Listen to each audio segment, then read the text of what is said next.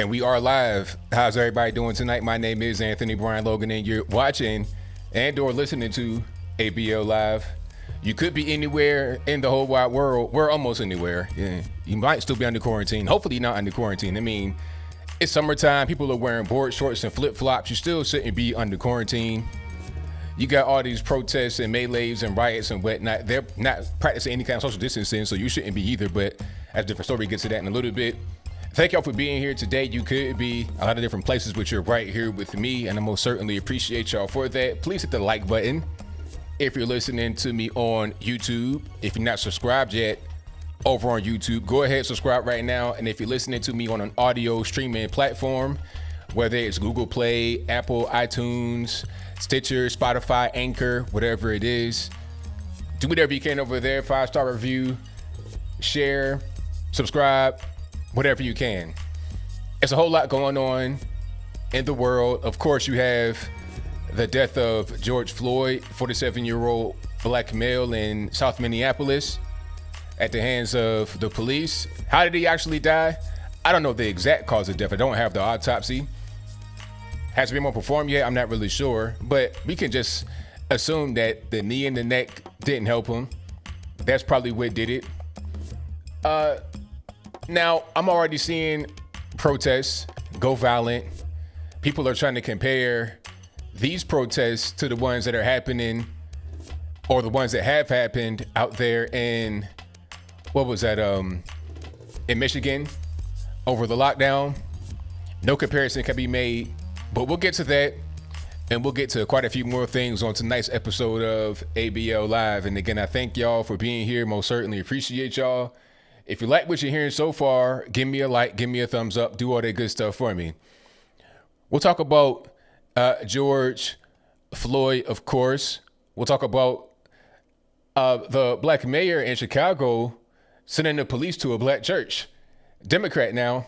A lot of these incidents, these racially charged incidents happen in, Democrat-run areas. I wonder why. Anyway, the Central Park kerfuffle, the bird watcher and the lady with her dog, that whole thing, that was a mess. Like that blew up on social media and made it to the mainstream media. Like they're still talking about that today. It's like, really? Are we gonna talk about that? But that's been on the news. They were both at fault, but since it's a racially charged thing, the white person has to be the villain, a monster, a demon, and then the black person is an angel, did no wrong ever, which is never really the case. It's usually mutual combatants. Oh, Twitter decided to fact check Trump. They put some little notices up under his tweets. Matter of fact, if I could pull that up right quick, I will. But that's crazy because now you didn't already, you've opened Pandora's box because Trump has already said there's going to be an EO, executive order, on social media tomorrow. Matter of fact, I have the notice about that. Let me see. Is this legitimate? I think it is. Yeah. So there's already going to be an EO tomorrow. Somebody's mad, calling him Supreme Leader. So it says, breaking, President Trump to sign executive order tomorrow regarding social media. No further details released from the White House. We'll see about that. And then, of course, Trump responded about the whole situation. Let me see if I can find that right quick. Oh, let me see. Oh, yeah. Well, here it is. This is one thing that he said. Twitter has now shown that everything we've been saying about them and their other compatriots is correct. Big action to follow. That's what he was talking about as far as the EO. And we've been saying for a long time, those of us that are just in the know, those of us that are, I guess you would call it influencers or whatever, people that have social media platforms, even regular people, we've been saying for a long time that Twitter, especially, and Facebook as well, but definitely Twitter, they're biased against conservatives. Okay, shout out to Tim Pool. He actually confronted Twitter live on Joe Rogan's podcast. It was Jack and an employee of Twitter who was really just Jack's lawyer. That's what that was. Like, I caught that. People didn't really catch it. I caught that. You had Jack there, the CEO. He didn't really say two words for the most part. It was mostly his lawyer talking for him. Talking about she's a brand. She was a lawyer. Anyway, she was just expertly dodging like the Matrix all of his questions and lying as well. But that's what some lawyers do. They lie. I don't want to say all. You might have some honest lawyers, some good. You have some really good guys and girls that are lawyers. I want to make that clear. But you got a lot of people that would just be straight scumbags and lie without any kind of remorse. You understand what I'm saying? I know the job is to do the best thing for your client, but good grief. I mean, some of the lying is just totally absurd. Okay. But hey, it is what it is. We'll see how this whole thing pans out. Matter of fact, if I could find those, what I'm looking for right now are those tweets that got the flag on it. Oh, and the tweets were about the cheat by mail. I think everybody knows, here they are, and I'll place this on the screen if you can see it. Everybody knows that this whole cheat by mail situation is just a way for these blue states to cheat. They want to send everybody a ballot in the mail. We saw what happened in Washington State recently with the fraud from the so-called Nigerian fraudster ring. Wink, wink on that one. Anyway, they stole hundreds of millions of dollars from the unemployment benefits. How are you stealing that much money when you don't even live in the U.S., let alone have any kind of official documents? You're stealing IDs, all that kind of stuff, because there was a big rush to get the benefits out. All right. And now they're going to do a similar thing all over the country in certain states, not every state, but a lot of states in the country to do the same thing. Just send everybody a vote. Every time Dick and Harry, just send it. Not even those that requested, those that are on the voter rolls. I heard that there are 1.6 million more people that are active voters than are adults in the state of California. How is that possible? Because people that are still on there that have been dead, that have moved away, all that. So you're going to send everybody a ballot? That is a recipe for disaster. You may be sending ballots to an address where somebody else lives now, and that person might just get 5, 6, 7, 8 ballots at one apartment address, fill all of them out, and then send it back. How are you going to know who is who? Ain't no ID required, ain't nothing. But to get back to the tweets, there's 2 tweets that have this thing on it. It's an exclamation mark. Big, it's bold too, so you can't miss it. It's in blue, so you want to click on it. That's the psychology behind it. And it says, get the facts about mail-in ballots after his tweet that says, there is no way, zero, that mail-in ballots will be anything less than substantially fraudulent. Mailboxes will be robbed, ballots will be forged, and even illegally printed out and fraudulently signed. The governor of California is sending ballots to millions of people. Anyone living in the state, no matter who they are or how they got there, will get one. That will be followed up with professionals telling all of these people, many of whom have never even thought of voting before, how and for whom to vote. This would be a rigged election, no way. He's dead on point. But then they want to put out facts, talking about get the facts about mail-in ballots. And then what does it say? Okay, now here's something on Twitter. Who knows who published this? Okay, it says Trump makes unsubstantiated claim that mail-in ballots lead to voter fraud. How is that unsubstantiated? Everybody knows that when you have everybody that is able to mail in their ballots and are sending ballots to who knows who, dead people that are moved and everything else, could be to the wrong address, who knows, you're going to have fraud that happens. This is a very easy thing to understand. The best thing would be to have everybody apply and have certain standards. Therefore, you're not just sending out ballots to everybody that has an address in California. All right. So they're talking about experts say mail-in ballots are very rarely linked to voter fraud. Who are these so-called experts is what I want to know. Who are the experts? Who's doing the fact checking? I don't really know, but I'll move on. Oh, the tweet's still there. Matter of fact, if you go to my website, in the article I wrote about this, it's actually embedded in the article. You can see it right there. Okay. Matter of fact, let me post a link to that particular article in the description box so you can check it out for yourself. Let's see. Yeah, it's the first article on my website if you've already gone there. But I'm post it right there. You can check it out.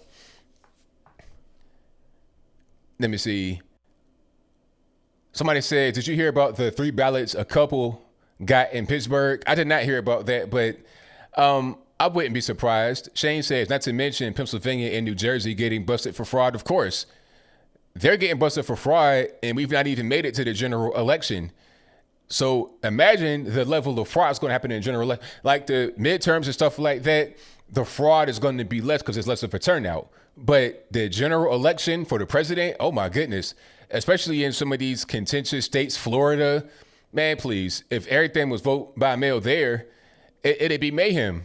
Like, remember what happened when Jeb was the governor and George W. was running? That was a whole fiasco. So who's to say what's going to happen this time if states are just able to send everybody a mail-in ballot?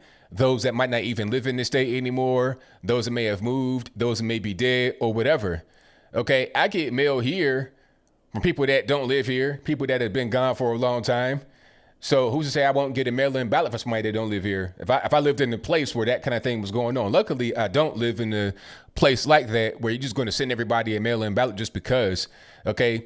Now, some people need to get a mail-in ballot, and those people need to be able to apply for it. If you're in the military, if you're working away, or whatever the case may be, you may need a mail-in ballot. You might not be able to go to the polls. You may be legitimately disabled. Okay, if that's you, then file for your mail-in ballot and get it legitimately.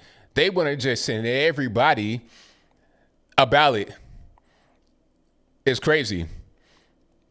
But thank y'all for being here. Definitely appreciate you. Let me see. Real Alex Doe says ABL mail-in votes. You mark Democrat Republican on outside of the envelope. Really? Is that true? So if you are marking Democrat or Republican on the outside of the envelope, that's the easy way for your ballot to get thrown away. That's obvious. Like, come on. That's before it even gets to the place where you count to throw it away. Oh, it's a Republican vote. Just toss it. That's easy. That's not even a thing that's something that's that's not even something that is too hard to understand. That's really simple. Okay. Somebody asked me about Kentucky Governor Beshear hanging. Hanging? What do you mean hanging? I don't know anything about this at all. I have no clue. Oh, okay. I see it now. I just searched it. Journalist describes protesters hanging effigy of governor. Wow. Kentucky Governor Andy Beshear, I will not be afraid, I will not be bullied, and I will not back down. I mean, I don't really know. Okay.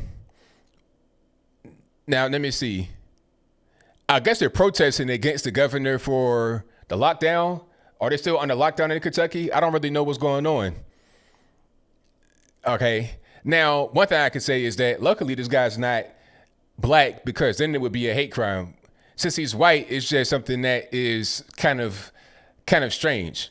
I've not heard about it at all. That's interesting. Like I said, if he was a black dude, if he was like, let's say Andrew Gillum became the governor of Florida, you know, I'm glad that he didn't become the governor, because I don't want my governor to be getting high on meth and getting butt naked in hotel rooms. But that's a different story. I digress. My whole point is that what if he became the governor of Florida and he was engaging in the whole lockdown kerfuffle, and then people hanged an effigy of him in protest? Oh, it'd be wall-to-wall news. The Trump MAGA supporters, they racist, they're disgusting, all this and that. Okay. But I've not heard about this story at all. It's not been on my Twitter. It's not been on any of my news feeds. I've not seen it on any of the websites I go to. And I go to some good websites. I've not seen this at all. Very interesting. Now, the guy who hanged it got fired, but I've not seen anything about any kind of criminal action. As you can see it on the screen before you, if you can't see it, what I am looking at is like a plastic bag or something with, what's his name? Andy Beshear, with his head on it. And it's attached to some kind of dummy. And then it has a big sign with a white background and black letters that says Sic Semper Tyrannis. That is the motto of Virginia, the state, I guess it's called the state slogan.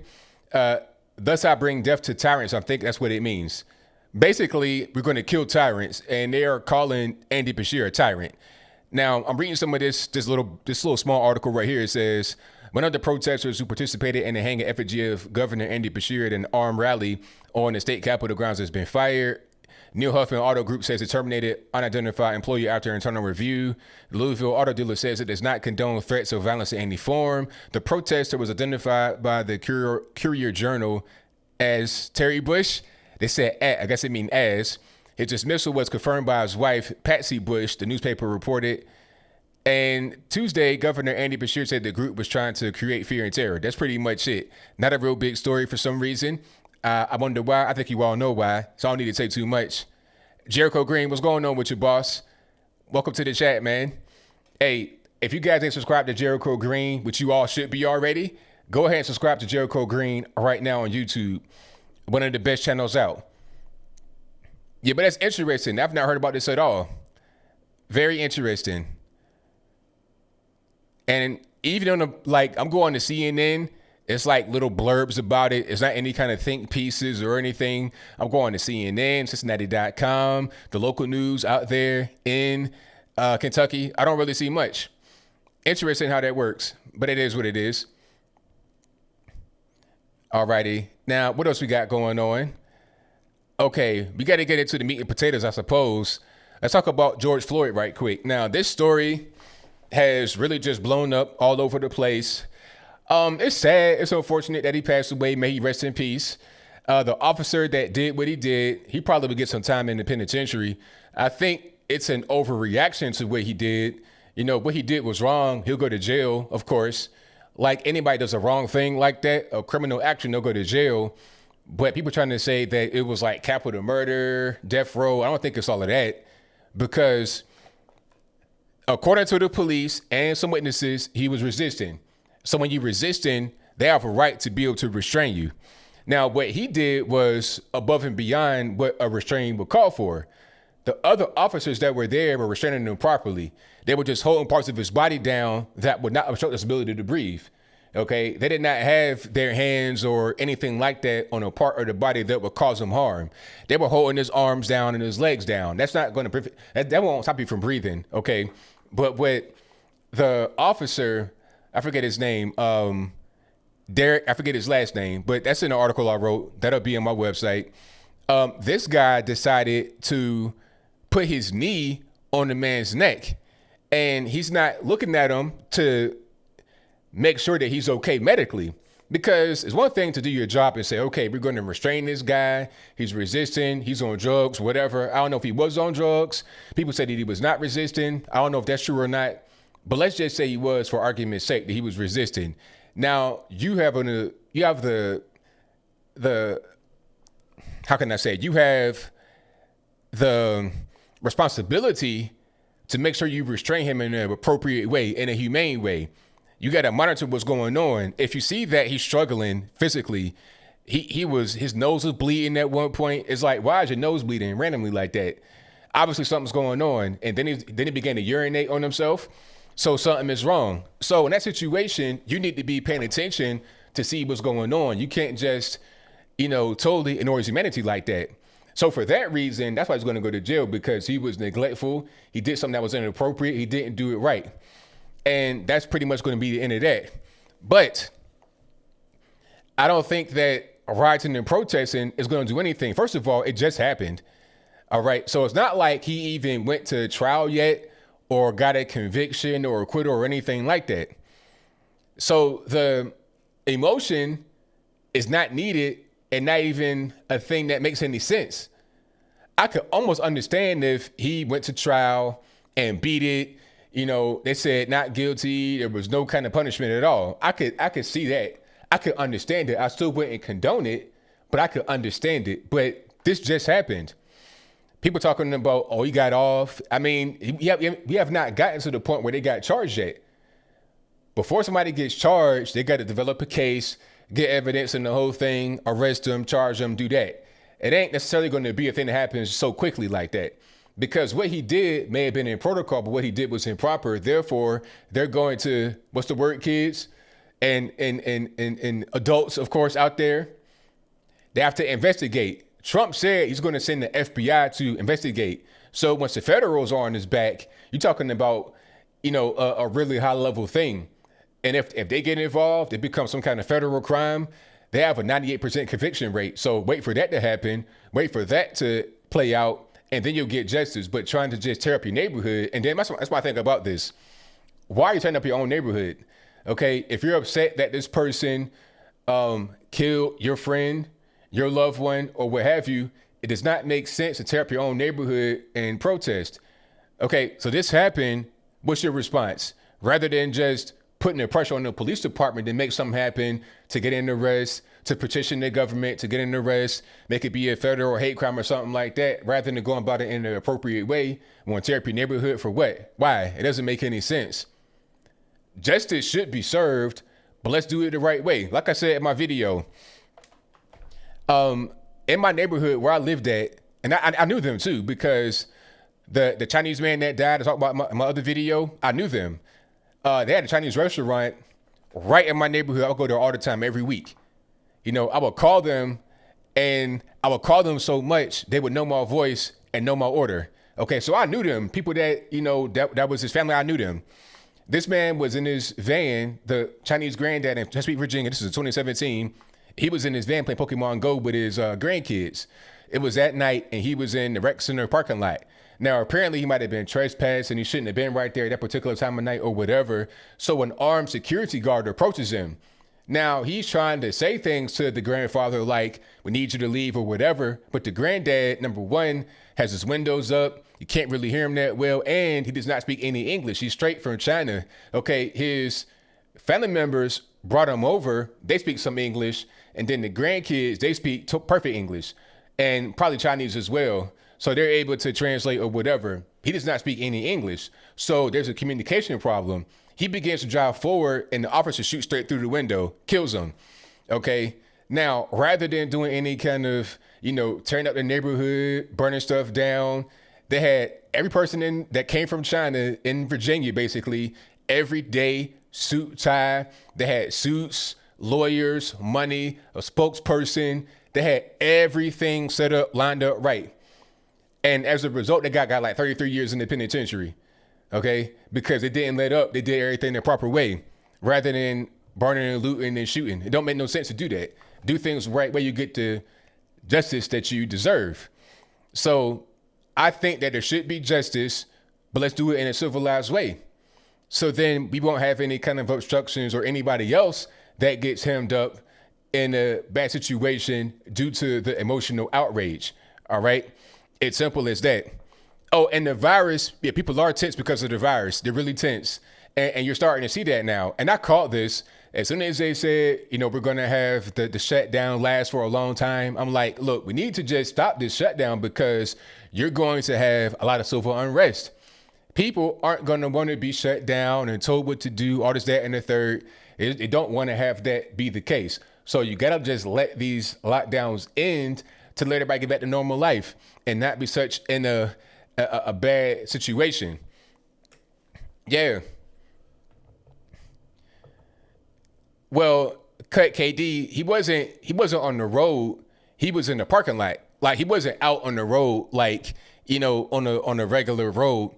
It was like a neighborhood street. So that, like, think about like you have a subdivision you can drive into and go to your house. He was like in that. He wasn't out on the road driving.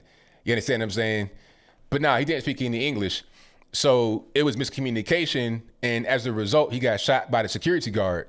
Now, somebody could say that the security guard was right because he was threatening them. It didn't matter. The people, his family members and friends, like I said, you pretty much had everybody that was Chinese in the whole 7-city area, almost in the whole Virginia, that came out to support this man. All of that didn't really matter. They were going to put the pressure on the local government, state government, maybe even the feds that they had to get justice, and they were able to accomplish it. That's how you do it. You don't do it by trying to protest and break stuff. Oh, and then they said, well, look, the protests happening in Minnesota and Minneapolis are the equivalent to the protests that were happening in Michigan with some of the armed protesters. No, it's not. I support peaceful protests. If the people in Minnesota were to have arms, open carry, and it's legal there, and they were to protest peacefully, I'm all for that, 100%. Go to the state capitol with arms, go to wherever you can with arms and protest peacefully, I'm all with it. The same thing they did in Michigan. All right, nobody got shot, nobody got hurt, there was no looting going on. If you're able to do that, I'm all there with you. But when you cross that line and do something else, I can't really do too much with it. Yeah, riots are not protests. I with you. I am with you. So that's pretty much where I am. Like I said, it's a sad situation. And I think that there will be justice served, but we got to go about it in the appropriate way rather than the inappropriate way. And I'm kind of feeling like these racial incidents are being blown up right now because of the election happening. Now, I'm not saying that they are only happening because of the election, because they always happen. There's always police involved shootings to blacks, to whites, to Hispanics, to everybody every single year. But come election time, they seem to get heightened up. They seem to get more media attention. Why did that story in Central Park get so much attention with the lady and her dog? That whole thing was crazy. And then right when it happened, you had what happens a lot on social media, on the internet. People reacted without knowing the entire story. They saw a 10-second clip of a lady with her dog freaking out, halfway choking it, and then there was a black guy on the other end. They thought, oh, she's a racist, she hates black people, this, that, and the third, when really it was mutual combat. They both had axes to grind. They both had things they did that were incorrect and improper. In my humble opinion, it wasn't just like one person was a victim and the other one was the perpetrator. You had mutual combat going on. And for real, it all started with the black guy, the so-called bird watcher, coming up to the lady talking about put your dog on the leash. All right. Now, the dog should have been on the leash, but it's like, this is kind of a small thing. You kind of like getting in Karen mode. People were talking about the guy that was filming was the male version of Karen. They call him Ken, Darren, all kind of stuff.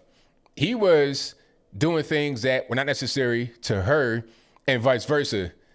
So it was mutual combat. It was not just one victim and one perpetrator. And that is usually how a lot of these fights on social media go. You see the last little bit of it, but you don't see what happens before. And what I always do when I see a video like that, I'm like, okay, what was going on before the camera started rolling? Tell me that. Give me the backstory behind this whole situation, behind the whole kerfuffle. That's what I want to know. I don't want to know what happened after the camera started rolling only. Give me the whole story, and then I have a better understanding of what's going on. Alrighty. So it is what it is. Yeah. Sriracha Muchacha, that's a good name, says, I don't disagree with the riot. I mean, why do you agree with the riot? Why do you think that rioting, turn up your own neighborhood? Like, okay, you live in a place, right? And because an injustice happened right there where you live to one of your friends, you want to tear up your own neighborhood? How does it make any sense? Like, the liquor store is irrelevant in the whole situation. The liquor store didn't do anything to anybody. They didn't hurt anybody. They didn't. So what are we even doing? It's just unnecessary. It makes no sense. Let's get down to getting justice. It never, tearing down stuff never works, ever. Never get justice that way. Only thing that happens is people are scared of civil unrest. They're scared of things like that from happening. So they may overcharge somebody, and then the person will get off in the end. So you may think that you've been able to accomplish a thing, but really you have not, because all you did was succeed in getting the person overcharged and then letting them beat it in the end. So it's no result that's going to come from that that's good. And at the end of it, all you have is a neighborhood that was probably already struggling that's now worse. That's Ferguson, Missouri, Baltimore, Maryland. You had a bunch of riots and protests that tore down a neighborhood that was already raggedy, already bad. I was watching the news in Virginia when I was there, and shout out to my man, Don Roberts. He's an anchor over on Wavy TV 10, and he said he came from Baltimore. I don't know if he was a reporter there, if he lived there or whatever, but he was talking about how they tried for years to get anything to come to that particular part of Baltimore, any kind of investment, any kind of business, something for the community to have, to get some kind of tax revenue, to get jobs, to get something. So they finally get a CVS after years of trying to get it. And then when Freddie Gray happens, they tear it down and they're not coming back. If the neighborhood was already bad, already poor, probably had a bunch of shrinkage in the store, people stealing in the area. And then on top of that, you want to have the store get ransacked, burglarized, probably burned and everything else destroyed. Why would they come back? The amount of money that it would take to fix the particular place, come back and still operate would not even be worth it. Because, and then also insurance, how you gonna get insurance right there when you had such a bad thing that happened? You're gonna have a crazy high premium. It won't be worth it. So they'll just leave. And the neighborhood that was already bad becomes much worse. But see, people don't think about they don't think like that. They just think I'm angry, I'm upset, I want to vent my rage and my frustration, and then the media don't help. They put cameras out there, they encourage it. When the Freddie Gray thing happened, you had cameras that were waiting. It was like vultures. Before the riot started, it was like you had everybody in the starting blocks, like it was a race, just waiting to riot, waiting to protest. Cameras, the people in the area, they're waiting to riot, waiting to protest. It was like they were egging it on. And then you might have had some live shots of people just kind of walking around not doing much. It was like they were antagonizing people to go out there and protest and riot because it's good ratings for CNN, MS, BS, NBC, and everywhere else.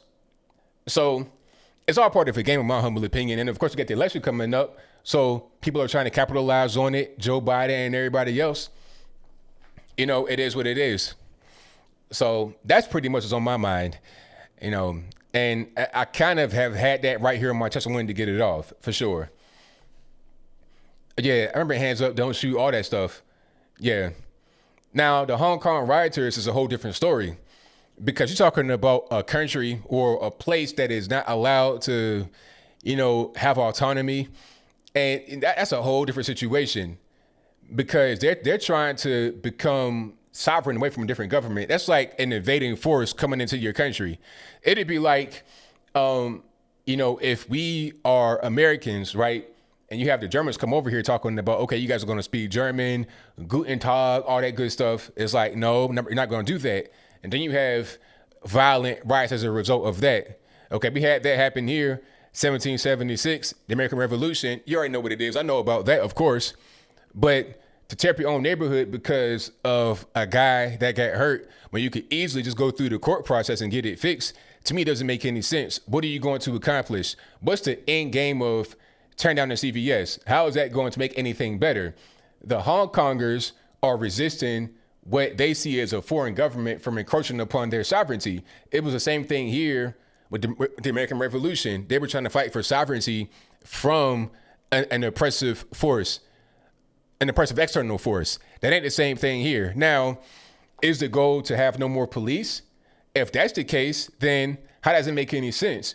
We got to do things that make sense. In the case of the Hong Kongers, they want to have sovereignty to break away from the Chinese government because they're oppressive. They're brutal. They will take you with no kind of, no more freedom. They have freedom where they are right now. What they have works right now. If they get absorbed by the Chinese government, then you got a whole different thing going on. So much different, much different. I see your point that you made, but it is much different. But that was a good question. Mr. Luke says the police have been an invading force in the black community. Okay, if that's the case, then if there's no more police, what happens? Who's going to be the force that protects it? If there's no more police, the police really, and this is just my honest opinion, are the last bastion of hope in the black community. With no police, you would have just sheer chaos. You would have anarchy. There would be no law and order, none whatsoever. How can you have law and order in a place with, such rampant crime and no police to be able to check it? Even with the police, you have a bunch of problems. And it's weird because I see conflicting points of view when it comes to the police in the black community. We'll talk about that right quick before we get to the next topic. Some people would be upset that the police don't come right away or don't come at all when you call them in the black community. I see that, or they say, oh, I called the police. They ain't even show up. They don't care about us. They want to throw us away, all this and that. But then when the police are there, oh, we're over police. The police are here too much. We got to disband the police. Which one is it? We can't even get on the common accord as to how we're going to go forward with policing in this country, at least in certain communities. So I don't really understand where we even are. But the reality from my point of view is that without the police, you're going to have just sheer chaos and anarchy more than what there is right now. I mean, who wants to live in a dangerous place with no way to check any of the violence? Okay, you got a bunch of guys. Well, not even a bunch of guys. You have the same handful of guys, gangbangers, murderers, rapists, and everything else that'll be left unchecked. All right. Then if you want to just do some, vigilante justice, you may be wrong. You may kill an innocent person. All you're going to do is just bring out more violence. So it is what it is. Fopeezy says the police are, hold on. Fopisi says the police are necessary, but right now they are tools of the state enforcing tyranny. Well, okay, you got two different things going on there: the state and then the police. If you're talking about the state, what do you mean? You mean the federal government? You mean your actual state that you live in? Like talking about lockdown orders, that comes from your local governments. So if you want to remain safe and have some kind of security where you live at, a little bit of security at least, some kind of force that helps in getting bad people out of where you live. If you want to have that, you got to have the police. If you want to get rid of some of these laws that are on the books or executive orders or whatever they want to call them, then you need to address the actual tyrants, and that's people that run the states, the cities that you live in, the governor, the mayor, senators, house reps, whatever. Talk to them and get on their case rather than who you can see right in front of you, which is a police officer. Don't look so low, look higher than that. That's just how I look at it. It is what it is. James May says, I knew this guy would shield for the police. Disgusting. Well, what did I say that was incorrect? If I've lied, then tell me what I lied about. One thing about me is that I'm honest. You could call me whatever you want. It doesn't remove the fact that I'm honest and I'm telling the truth and I'm being 1000% correct. If I say anything that's false, you let me know. All right. SC says, you must not work in the hood. They sleep in the cruises all the time. And like I said, it's people that say that the police aren't there enough. And then some that say they're there too much. So I'm trying to figure out what's going on. GG Soapbox, I'll take calls in about 30 minutes, right around 9 o'clock. So the calls are not open right now, but they will be very soon. So I got you as soon as they come on. All right. And if you're not able to get through 9 o'clock when I open the phone lines, give me your area code in the box. I'll try to get you on as soon as I can. All right. But that's people talking about that. That's what I was saying. Some say the police aren't there enough. Some say they're there too much. We can't even get on a common accord about what the police do and what they don't do. So I'm just trying to figure out what, if there is an actual agenda, I can't tell because it seems to be all over the place. It is what it is. All righty. Let me see. Thank you for being here. Definitely appreciate you. We got super chats on deck. I'm going to try to get to those in a minute. Shout out to Darius Curry, who says, notice there were 69 shootings in the last 4 days in Chicago, all black on black shootings. Notice there was no outrage about that.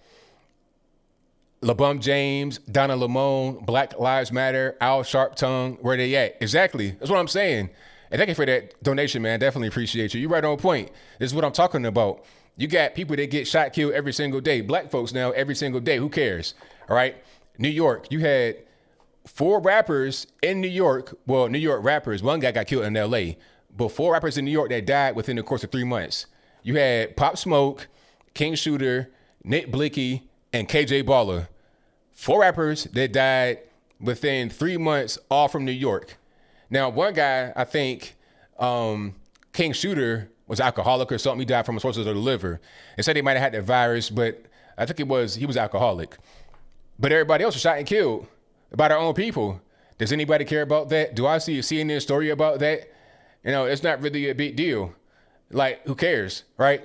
Chicago, you got 10 black males shot, killed over the weekend. Like within, 2 or 3 days? Who cares about that, right? Just regular ghetto violence, right? Who cares? All right? People get shot, killed every single day. White folks get killed by police. Hispanics, the same thing. But when there's a video and the narrative is there, it gets blown up. And the narrative is white male and or police officer, black male. But usually white male police, black male victim or black female victim. If that's the narrative that exists, then it gets blown up. It gets totally blown up. If it ain't that, then don't nobody care. And it's really a shame because I know guys that are dead that have been shot and killed. And then nobody really, your family might care, your friends might care, but it's not going to be a thing that makes the mainstream media. I know guys that have been dead, that have been shot and killed. And I know guys that have killed people in jail right now doing football numbers, natural life. But who cares about that? It only matters when there's narrative to push. And it's really kind of a shame. And you're going to see more of it since right now during election time. It's a narrative to push. We got, we're trying to win votes. We're trying to gain ground. That's why it's important to people. You know, if Black Lives Matter, it should matter all the time, not just sometimes when it's convenient. You know, and I don't care. People say, oh, don't bring up black on black crime. I don't even really, I got to be honest. You know, when I did my video today, I did not want to bring up black on black crime, but I had to. I couldn't not do it. I had to. You know, the way I speak is because I have to speak that way. I'm speaking straight from the heart. I can't be fake. I can't be phony. I'm not a good liar. Okay. If you tell me to lie about something, I might have a hard time doing it because I just, it's not in me to be fake like that. Let me see. Okay, but shout out to everybody in the chat. You guys are great. Joe Biden. I saw what happened to Joe Biden. Yeah, that's a good point. G Tranium, who says if you think you could do better, if you think you can police better, become an officer. Exactly.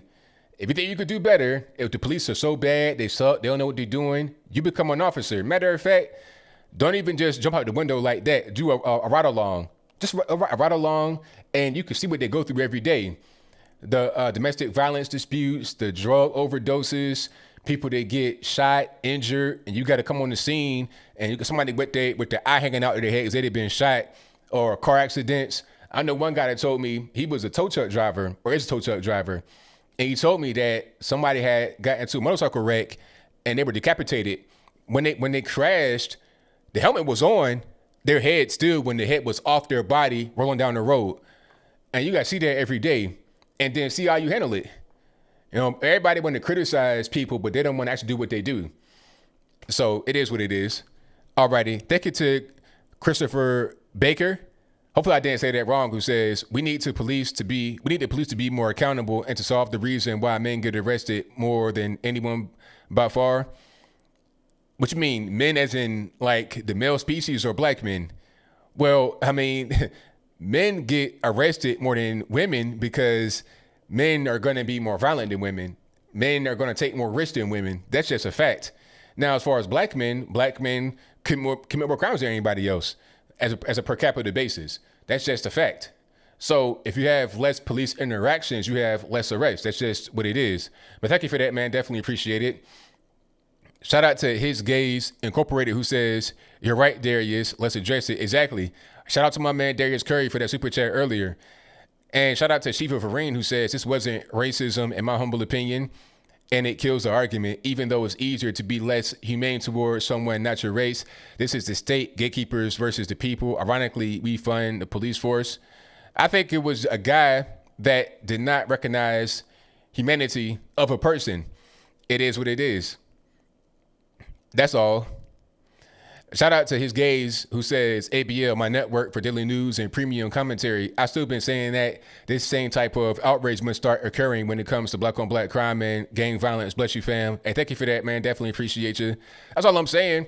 Because if we had this much energy, because I've seen so much energy be exerted over this case, over Ahmaud Arbery, although that was not police involved. I've seen so much energy dedicated towards this. I'm like, okay, the energy is here. It exists. All we got to do is just transfer it to the proper direction and we'll be able to get more things done as a result. Okay. Shout out to Max Dominguez, who says, any thoughts on the black male killed in Minnesota by the 4 white cops on camera? Okay. I addressed that just now, actually. But thank you for your super chat, man. Definitely appreciate you. Shout out to Hussein for your donation. Thank you for that. Thank you to B3 Passat Turbo, who says, there is a CVS there. It was moved 2 buildings up. Okay. Well, I'm glad it still remained. Shout out to Fernando Costanza, who says, shout outs from NYC. I watch you daily. Much respect to you, fam. God bless. Keep giving those 2 cents with the roll of that clip. Thank you for that, man. Definitely appreciate it. Shout out to Wardam ATO, who says, charges have been dropped against Breonna Taylor's boyfriend. Yeah, because he was not the guy that they were looking for. It was her ex-boyfriend, not him. She was the dope runner along with her ex-boyfriend. He was a new dude that was just kind of caught in between, people that were involved with drugs, although he was not involved with drugs. All right. Shout out to Fernando Costanza, who says ABL liberals will be all over when it comes to white on black. Black or anything else, quiet. Sheets with wool over their eyes. Not the same energy. Exactly. Exactly. Because remember the whole thing with the nursing home situation where the black guy was beating up white patients? All right, that wasn't that was on the news for a little while because we talked about it, but it's gone now. That would not be repeated for years. They talk about Charlottesville every day. And that was white on white crime, but they want to frame it like it was a white supremacist guy trying to harm minorities. It's crazy, but that's how they do. That's how the media operates, which is why people are cutting the cord, and they've had enough of the mainstream media because all they do is just promote lies, misinformation, and division. Shout out to, let me see, Christopher Baker, who says, how's it been, ABL? Black Lives Matter is already trying to claim the tragedy. Sad when we all should be working together to help solve this and keep these tragedies from happening. They want us to be separate and special interest identity groups. Exactly. We can't be unified. We got to be separate. That's how they, divide and conquer. Always tricking the book. Shout out to Journey, Trials, and Joy, who says the sad part is this will only be used to divide us. That's what they're trying to do, but we're not going to let it happen. Thank you to Doug, who says, have you seen the new footage before the arrest of George Floyd? I did not see him resisting. Well, there's some footage of him, but it does not show all of the footage. You got like bits and pieces. But my thing is, if he was not resisting, then why was he on the ground being restrained? I mean, it's questions that don't really have answers. But thank you for that, man. Definitely appreciate you. Shout out to, let me see, Jericho Green, my man, who says the George Floyd case is sad.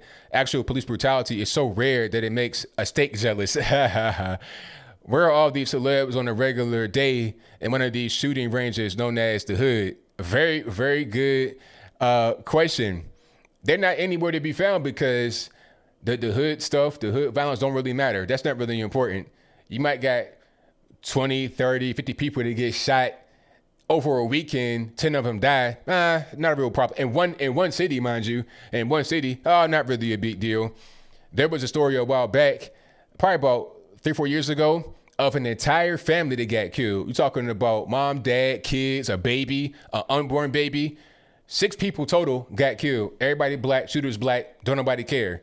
And shout out to Wendy Bell, who was on television in Pittsburgh. She's now on KDKA in Pittsburgh with Marty Griffin. Shout out to Marty, the guy they call the Pennsylvania Department of Health Secretary, sir. Although he's now a she or whatever. Anyway, she just said on her Facebook page, hey, we know who did it. They're African-American. They probably this age. Go get them, please. This is crazy. Whole family is dead. For that, she got fired. So for expressing concern about a family that got killed, 6 people, she got fired.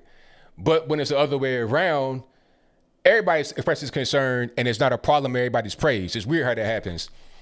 Shout out to Charles Turner Jr., who says, last night Tucker Carlson mentioned a bipartisan commission headed up by Jimmy Carter, which concluded how vote by mail is prone to fraud. Jerry Nadler said in 2004 how voting by mail can be fraudulent. I saw that from Nadler. He did say that 100%. But now all of a sudden his tune has changed. It reminds me of Chucky Boy, Chuck Schumer, talking about the wall and illegal immigration, all these things, being bad. The wall being good and illegal immigration being bad. He said that. Barack Obama, same thing. Slick Willie, probably the same thing. But now it's fashionable to be against the wall and to be for illegal immigration.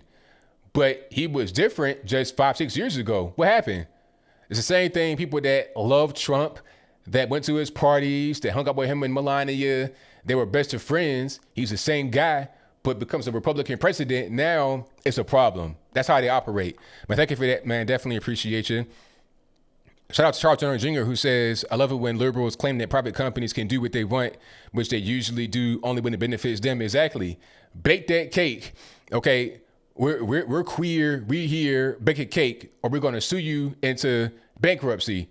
Remember that? I remember that. Thank you for your donation. Definitely appreciate you. Shout out to Eric Barnes Marsh, who says, Fallon shouldn't apologize. He should run for office. Signed, Ralph from Richmond, a.k.a. Governor Post-Birth Abortion. Very, very good comment. Thank you for that. Most certainly appreciate you. This whole thing with Fallon happened 20 years ago. 20 years ago. How old is he right now? Let me look his age up because let's do a little comparison. So Jimmy Fallon is 45 years old. So he was the same age that Governor Blackface was in his Blackface yearbook picture. Because let's not forget, this was not high school or, undergrad. This was medical school graduation. He was 25 years old. He was a grown man. So they were the same age. Jimmy Fallon works for SNL. His whole job is to do funny skits, right? So he dressed as one of his coworkers, Chris Rock, and did a funny skit. At the time, it was funny. It was no problem. But now, 20 years later, all of a sudden, it's a problem. Trudeau, the cosplayer in chief in Canada, was 30 plus years old when he had blackface on at a work party. So he was not getting paid to do that. It wasn't a thing that was part of his job, to be dressing in blackface. He did it because he wanted to do that. It was just something he felt would be fun to do at a work function. Ralph Northam had the blackface picture and the Klan outfit on in his yearbook picture. Talking about, oh, that's not me. Well, if it ain't you, then who is it? You just put random dudes in your Facebook picture. in your yearbook picture. What's going on? It's weird how the left want to pick and choose when to cancel somebody and when they don't want to cancel somebody. I don't really understand. People are bored, in my humble opinion. They've been quarantined too long, and they're trying to find a thing to be upset about so they can get mad and try to cancel somebody. It is what it is. Shout out to great King David, who says, I understand holding them down to calm them, but the knee to the throat was too much. I agree. I don't agree with the violent protests, but we also have to make sure bad cops expose Trump 2020. I'm with you. That's a very good comment. Thank you for that, man. Definitely appreciate you. Yeah, that officer, he's going to be done for. But the violent protests, the overreaction, the general, just, the reaction in general from people, from, the mainstream media, from those out there on the ground throwing stuff, breaking stuff, I think that's inappropriate. But you should have justice served against the officer that did what he did to George Floyd. All right. Shout out to Santo Bartes, who says often the response to police's use of lethal force is inconsistent and frustrates people on all sides who want to see appropriate justice for the victims of police brutality, regardless of skin color. Yeah, I'm with it. Let's get a response that makes sense legally, that's fair, that's open, that's balanced, that's transparent. And let's not have the violence from regular people on the street surrounding it. That's not gonna make it better. That won't help at all. Peaceful protests, I'm for, I'm with, it's all good. But anything else, I'm not a fan of at all, not in the least bit, not whatsoever. Alrighty. Let me see. Shout out to his gaze, who says, BLM is like the reverse version of the Klan to me. Shaking my head, they're dangerous and terroristic in nature, really. Exactly. Anytime I see Black Lives Matter being talked about, I'm thinking, okay, it's going to be a problem. It's going to be danger. Escape, leave. Don't get caught out here in a bad way. Thank you to Regina Hoyt for your donation. I just most certainly appreciate you for that. How many we got in the building? Let me go ahead and refresh real quick so I can see what's happening. And thank y'all for being here. If you like what you're hearing so far, give me a thumbs up on the video. Share the video, like the video, do all that good stuff for me. We got 720 in the building. All righty, good money. Let me see. Fusebreaker says they ain't bored and it ain't the quarantine. The business as usual. Things are only bad if they can point at a Republican or a white person. Pretty much. Yeah. Yeah, I think the boredom, I'm talking about people like Jimmy Fallon being canceled on Twitter. It's like, how did you find a clip of 20 years ago and now get mad at it like it's really a bad thing that he was in blackface on SNL in the year 2000? I mean, what are we talking about? Okay. Oh, and the Twitter fact checkers. So you guys may have seen that Trump had his tweets fact checked by Twitter. I had it on the screen earlier. I can't find it, but on on Trump's Twitter page, two of his tweets have this like blue check mark and a line of text that explains the tweet. Trump was talking about vote by mail, aka cheat by mail, aka fraud by mail. He was talking about how it damaged California, it damaged the integrity of the election, and they have fact checked it. Now, the question I had earlier, and I still have right now, is who are the fact checkers? Is it CNN, MS, MBS? Who are the fact checkers? That's what I want to know, because they could just have all lefty fact checkers, everybody that hates Trump, and then they'll just pick and choose what to fact check. And then my question is, why did they beta test it on his page specifically? I don't see this anywhere else, not on a regular normies page, not on a celebrities page, not on a political person's page, only on Donald Trump's page. They are trying to single him out. So now there's going to be an EO, executive order, coming out tomorrow. I don't know what it's going to be. Hopefully it doesn't damage the platform, because we got to have balance. Twitter can be a good place if it is not abused by those that are in charge, by the employees of Twitter. You're trying to fact check, We don't need that, because if it's about fact checking, I'll go to a place that I trust for fact checking of specific statements. I don't need Twitter to do it for me. Okay. They can just give me information. They could just show tweets. And from there, I take in what I want. Give me that freedom. When you try to like show things that you think that are better for me to see, now at that point, you become a newspaper. And I don't think Twitter can be a newspaper because it's all user generated content. Now, if they want to become the New York Times, Washington Compost, or whatever, then Twitter as it stands right now will no longer exist. So if they want to do that and kill their business, then it is what it is.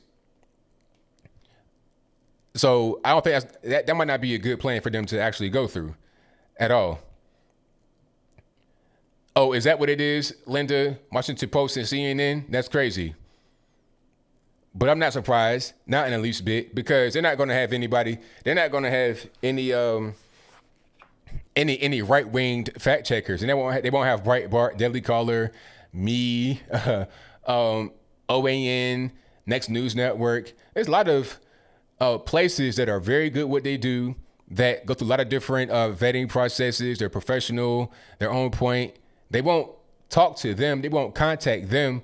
They'll just talk to the leftist sources that they want to talk to and say, oh, it's about, trying to fact check.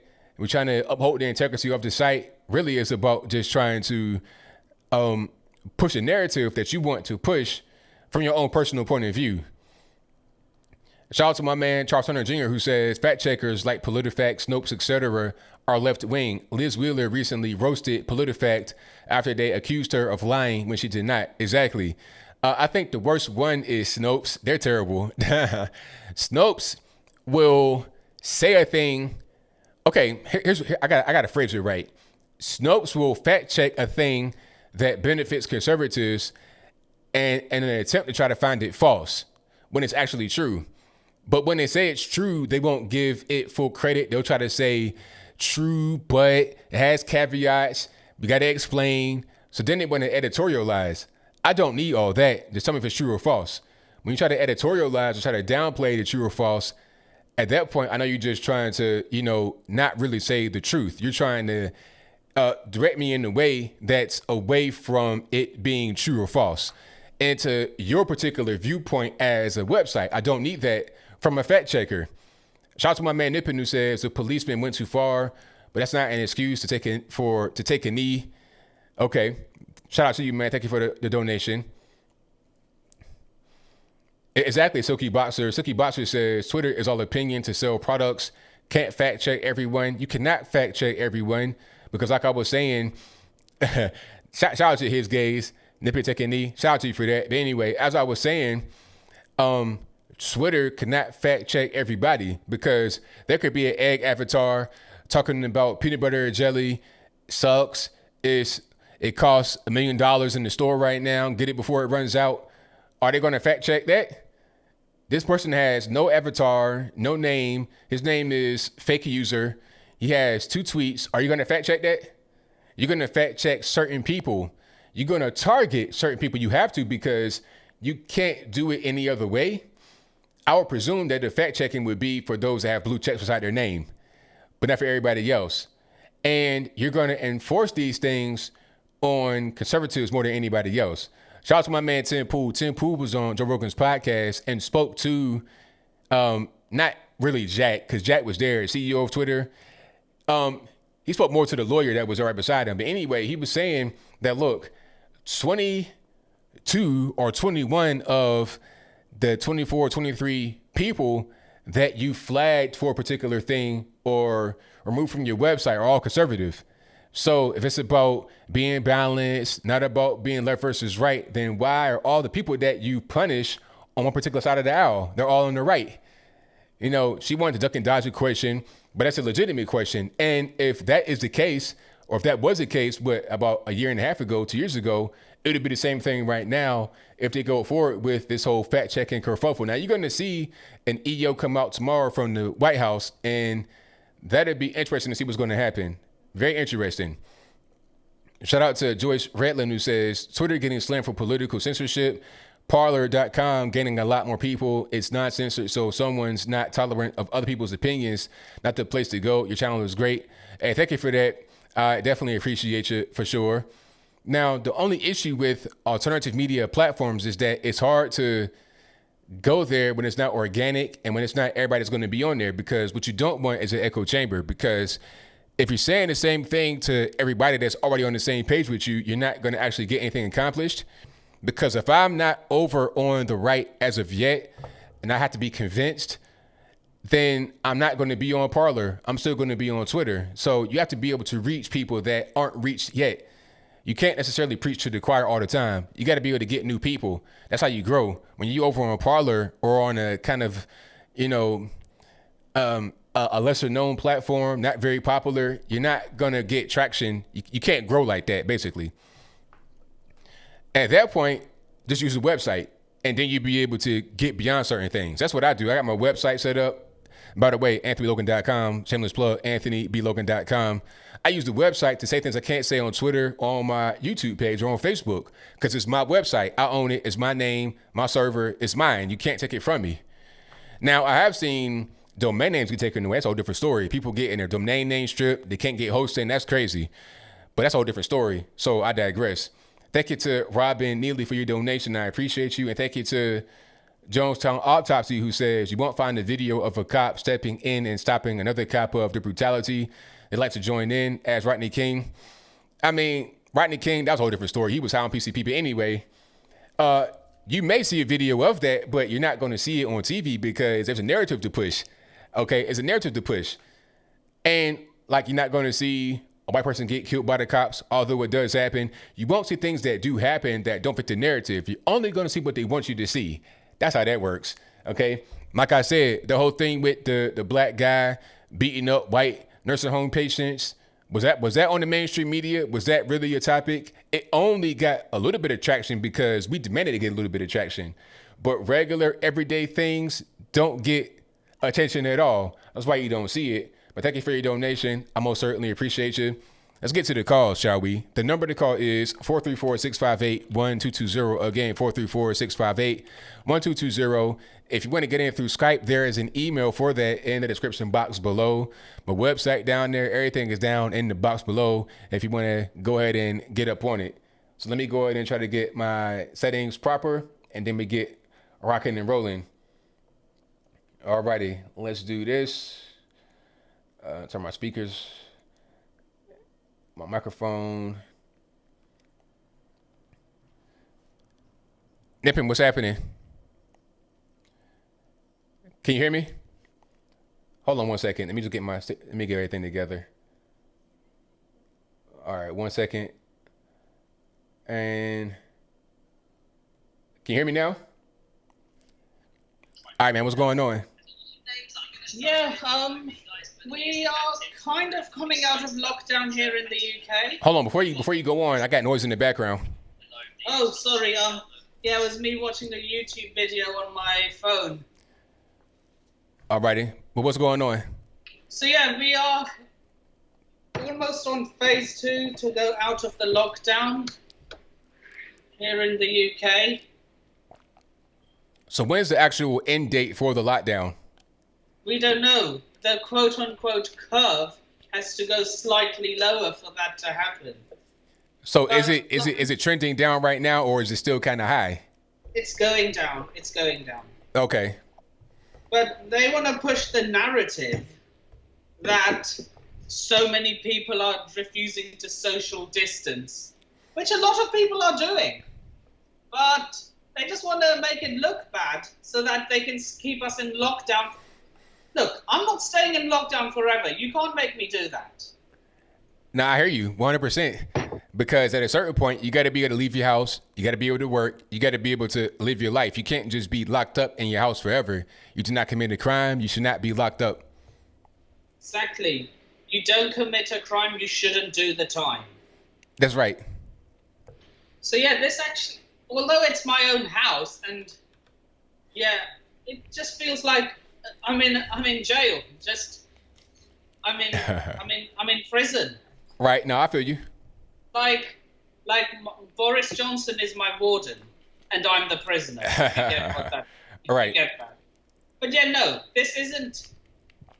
I'm not a fan of this anymore. I never was, but things are getting better, and I think he said from the 15th of June, what was it? The non-essential shops would start opening. And by July, we could also start seeing restaurants open up again as well. Now, are the lockdowns nationwide, or are they only in London or certain cities? I think it's only in certain places. Okay. And I think London is one of them. Got you. So if you live out kind of like in the countryside, away from cities, it's not as bad as it is in London? I don't know about everywhere else. Got you. I only follow what's local. Yeah, and like I said in my super chat, what he did was wrong, but that does not warrant Black Lives Matter supremacists to take a knee. You mean the police officer? Yeah. Okay. What the police officer did was wrong, but that does not warrant take a knee. Well, the whole taking a knee thing, that's not as bad as, turning your neighborhood up. Like if you want to pick one or the other, you could get on the ground, but don't, loot a liquor store and stuff like that. That's not going to help you at all. Yeah, but you know what? But you know what I meant by the take a knee thing, right? What you mean, like Colin Kaepernick? I don't understand. Yeah. Okay. Colin Kaepernick when he did it. Okay. I just don't want that whole take a knee thing to happen again because of this violent. But yeah, burning up neighborhoods, looting local grocery stores. I mean, really? Yeah, I mean, it's not a thing that makes any sense because that's not how you get justice. You get justice through the court system. You get lawyers, you get money, you get media attention, you do things the right way. The looting, it just, all it does is just attract the media for the wrong reason. They're going to be there to cover you acting up, and you don't have any kind of face protection on. They know who you are. It's the easy way to get locked up for no real reason. Do things the right way to get justice rather than doing things the wrong way just to vent some frustration and emotion. But should we really be surprised by all this, given the fact that Murder Sota, yeah, you heard that correctly, Murder Sota is governed by a Democrat. Should we really be surprised by what's going on there? Well, no, unfortunately not, because most of these race riots happen in Democrat-led areas. That's pretty much how it goes usually. Yeah. Like even in Georgia, where you had Ahmaud Arbery, there was protests, but it wasn't riots. You have a Republican. I swear Brian Kemp is a Republican. Yes, he is. Then how comes there even protests there in the first place? Well, you could protest, that's fine, but as long as the protest does not get to be violent and where you're not looting stuff and destroying things. Yeah, protesting is totally fine. You have that right in the Constitution to peacefully assemble, but you don't have the right to destroy private property. Exactly. That's when you're going across the line. Protest, fine. But when you start destroying things, looting properties, destroying cars, that's when you go too far. That's right. And Central Park Karens telling you to social distance. Well, nah, that wasn't what happened. You got to see the story. Okay. Yeah, sorry. But we had something quite similar here in the UK. We've had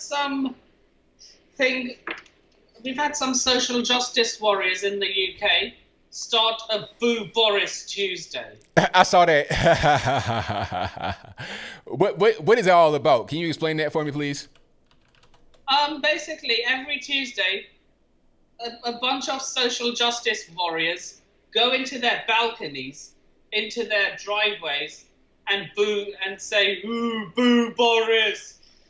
And basically the opposite of what happens on Thursdays, where we clap for our health service. You've been seeing that, right? No, I've not seen that. Yeah, people clap for their health service of what they've done every week during the lockdown. Okay. So yeah, every Thursday we go to our driveways and clap. But yeah, I'm not going to boo a prime minister who's been helping us throughout all this lockdown. Right. Nah, it doesn't make any sense. But and then there's been a whole lot of controversy regarding one of the prime minister's aides that he left, that he broke, quote unquote, the lockdown to visit his son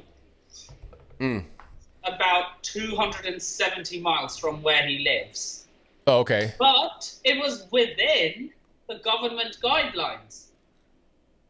And, oh my God, you have no idea how angry the media are.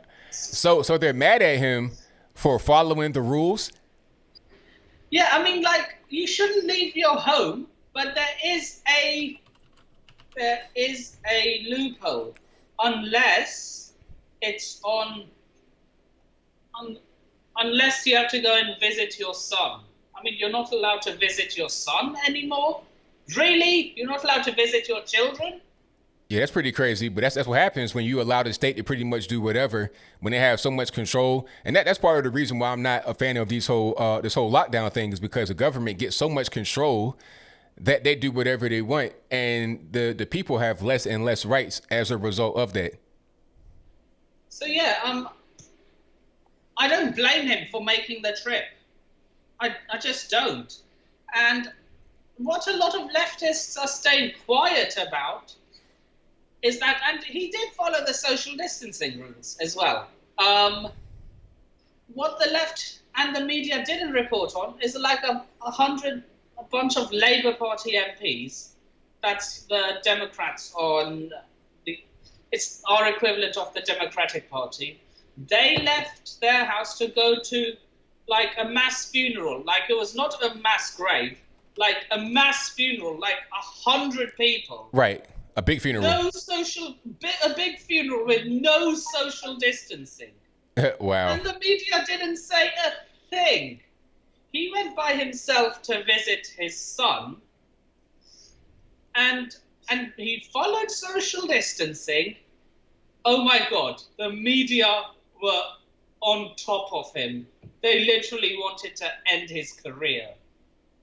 They were interrogating him. They were forcing an apology, which he didn't do, and I applaud him for that. Don't be bullied into submission.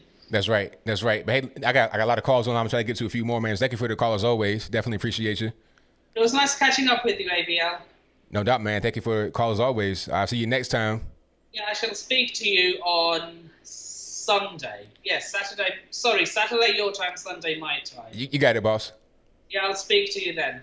All right, now. Take care. Peace.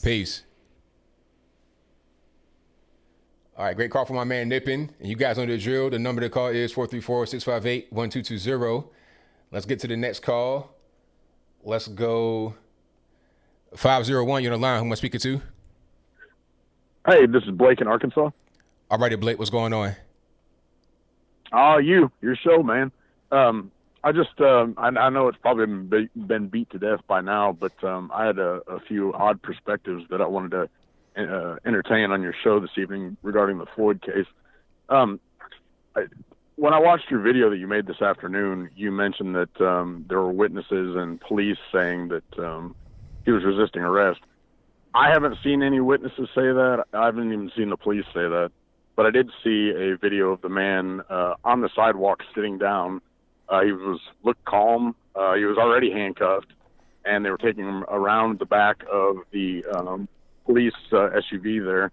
So I haven't seen any resisting arrest, and I certainly haven't seen any people saying that they witnessed him resisting arrest. He was also handcuffed on the ground, so there was that. I thought that kind of sends people the wrong message, talking about facts in a portion of your video that aren't really so. But wait. Let's pause. You may not have seen it, but how do you know it's not true? Maybe I've seen things that you haven't seen. What have you seen that I haven't seen? You already said it right there. I've seen people say that he was resisting. And even in the video that shows him, on the ground with the guy had a needle in his neck, he's talking, I'm hearing people talking about don't do drugs, all this and that. I'm hearing that in the actual video. And then beyond that, if he was not resisting, what's the point of having him on the ground? If he's not resisting, all they got to do is put him in the car. It's right there. Somebody in the actual video was saying, hey, just get in the car. Just do it normally. So the people that are out there are saying, just do right and get into the car. So, I mean, that's that. So what does that have to do with him resisting arrest? I mean, it wasn't witnessed. So why even talk about it if we haven't seen it? I just told you that the witness was telling. Wait. I'm gonna answer your question. He didn't. Wait, I'm gonna answer your question, sir. Sir. Listen to me now. When I talk, you can't, because we can't talk at the same time. So I'll answer your question. Now, like I just said, in the actual clip of the guy with his knee on his neck, or the officer that killed him, in the video you can hear people talking, and then somebody is in there telling him, hey, just get into the car normally. Get into the car normally. He said he can't because he's on the ground at that point. There's a couple of things. He's being restrained on the ground by 3 people. If you're not resisting, there's no point in doing that. People are saying that he might have been on drugs in the video. Somebody said, don't do drugs. And then somebody said, hey, just get into the car normally. They're taking him around to the car, but obviously he didn't want to get in because they're taking him around to the car and they couldn't get him in. Then he's on the ground. He's resisting. You may not want to hear this, but I'm going to tell you this, that police do nasty stuff all the time. They hear the guy say the wrong thing. They get physical with people. They do it with First Amendment auditors that just have cameras in public, doing completely normal, everyday constitutional behavior.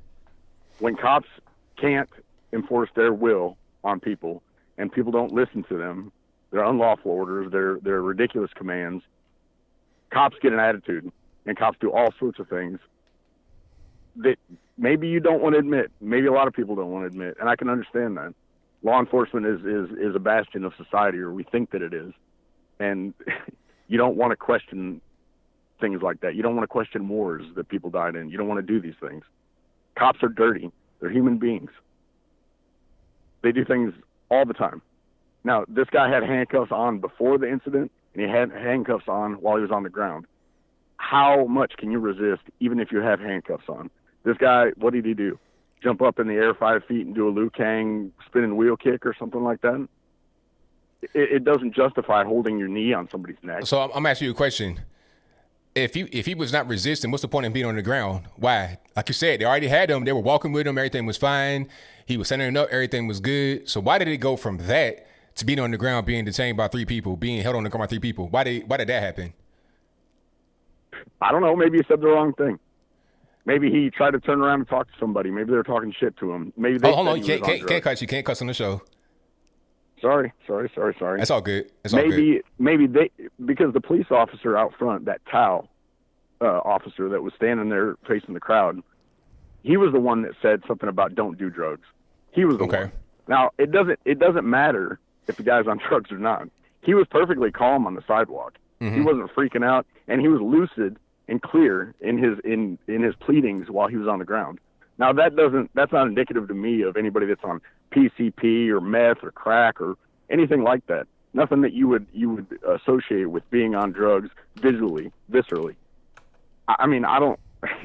And the whole thing about him having blood coming from his nose, like if they tackled him to the ground, for whatever reason, it doesn't really matter. Like that's where it came from. That doesn't indicate to me that he's having some brain hemorrhage or something like that, and that's why they tackled him to the ground. Who said that? I mean, all I know is that at one point his nose did start bleeding, and then he urinated on himself. And when I said that, my whole point was to say, hey, the cops should be looking at this guy and seeing that he needs medical help. If you noticing that about a person that you have your knee and the neck of, you should render some aid to them. So I was trying to be compassionate towards Mr. Floyd at that particular point. And like I said in my video, the officer will get locked up for sure because he did the wrong thing. You know, if you're trying to restrain him or whatever, you did the wrong thing. You didn't do it properly, and you caused this man to die.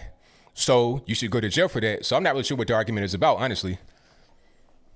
I was just clearing up some of the things that you had said before, and the other thing that I mean, but wait a minute, you can't clear it up if you don't know what happened. You just say you don't know what happened, so you can't clear it up. You could say that. Like I said, wait. You could say that you don't think that it happened. At that point, we have just having an argument over opinion, but you can't clear it up with your own opinion because you don't have the fact to back up what you're saying. Correct? I didn't catch all that. Okay, if you don't have the fact to back up what you're saying, all you have is your opinion, then you can't clear up a thing with your fact, with your opinion, because it's not facts, right? Yes. All right, then. So you can't clear it up. In your video this afternoon at 57 seconds, you said, I'm going to lay out the facts. I mean, I know. Wait. I know what I said, but you can't say I'm clearing it up if you don't know. You could say that you think that I'm wrong, but that's just your opinion. It's not a fact because you don't know. Are there witnesses that said that he resisted arrest? I just told you, we went through all of that. The point I'm making is you just said to me that you don't know what the facts are. So you can't clear up what I said if you don't have the facts. If you had the facts, if you had more evidence than I do, then you'd be able to present it and say, hey, here are the facts. You were wrong. But all you have right now is I think differently. I feel differently. That's it. Is there a witness that said that he was resisting arrest? I've already told you. I've already went through that. So you can ask me that. You can ask me that over and over again. But we've already gone through it. So do you want to say anything else? Or get to the next call. I don't think that conservatives in general, libertarian, anybody really, needs to continually rehash but blacks do this, and but the abortion rate, and but like, dude, why not? Why not? Are you black? Are you black? No, I'm not black. So why you care? Because it gets repeated over and over and over again. Is it false? Is it false? It's a dead horse. Is it false? No. So what's the problem? It doesn't have any. It doesn't have any bearing on this situation. Why not? We talking about black life. This isn't. We talking about black life, right? Racial issue. Yes, it is a racial issue. Because the only reason why the only reason why you care, the only reason why anybody cares is because of the black and white dynamic. People get killed by police every single people get killed by police. Wait. I'm gonna talk for a while, then I'm gonna let you talk. People get killed by police more than one time a year. Okay. There was somebody got killed by police earlier this year that was white and the officer was black, from what I saw somebody say earlier. You can ask them if that's true or false, but it does happen. But you don't hear about that. All you hear about is a case where the officer is white and the victim is black. So the racial component is a thing. And then when it happens, people say, like the celebrities, the lawyers that come out, the media types, everybody says, Black Lives Matter, I can't breathe, hands up, don't shoot. Yes, it is a racial issue. It shouldn't be, but it is. So that's why those things matter. The black death rate, the high black on black crime, the abortion, all that matters because this is a black issue. Let's make it a black issue and talk about those things. So how was that wrong? How was that incorrect to say? I don't understand. Are you of the mind that the media is corrupt? Oh, absolutely, yes. I am too. I would imagine that probably 98% of your audience probably thinks the same thing. That's right. So do conservatives, so do liberals, so do libertarians, and probably a fairly large percentage. I'm not going to say big, but maybe 20% of liberals probably think that as well. In a moment of honesty. Now, here's what I don't understand. Why do we continue to say that when everybody already knows it? Like, I called this out. I don't understand why are you asking me that question when I've already explained it to you, but go ahead. Because it's not a unifying message. If we keep fighting some media battle that they keep pushing out, like, all it does, it's like hysteria. It's like Jerry Springer crap. There's no unifying message. Yeah, he was black. Who gives a crap? He's a human being. It's law enforcement. It's the force of the state. It's not people against the media. You can't beat them. You can't beat them. It's people versus the state. It's people versus the government. You're right. White people, Hispanic people, everybody gets mistreated by the police on a daily basis. They are not perfect. They're far from it. The story is not, oh, the media does this, oh, the media does that. And everybody knows it. Everybody knows it. They're corrupt as hell. Sorry. Said the HE double hockey stick. I got you. Everybody knows it. It's not worth our time, ABL. It's not. But see, we can't ignore it because you see what's happening. You see what's going on right now in the streets of Minneapolis. You got destruction happening. You got places being looted, people, neighborhoods being destroyed. Okay, you can't ignore it. You got to fight against it. I mean, maybe you don't want to fight against it, and that's okay. I understand, but I have to. People, if nobody does, then it just goes on, and then the narrative just get pushed. It pushed constantly, and there's no fighting against it. There's no counteraction. If you just let things like that go on, that's going to be the narrative, and nobody will challenge it. You're not going to stop them. Beat them to the punch. Just don't call him black. Don't call him white. Don't say Black Lives Matter. You know, don't say any of this crap. Just, I mean, so give up. Don't say anything about it. Because No, if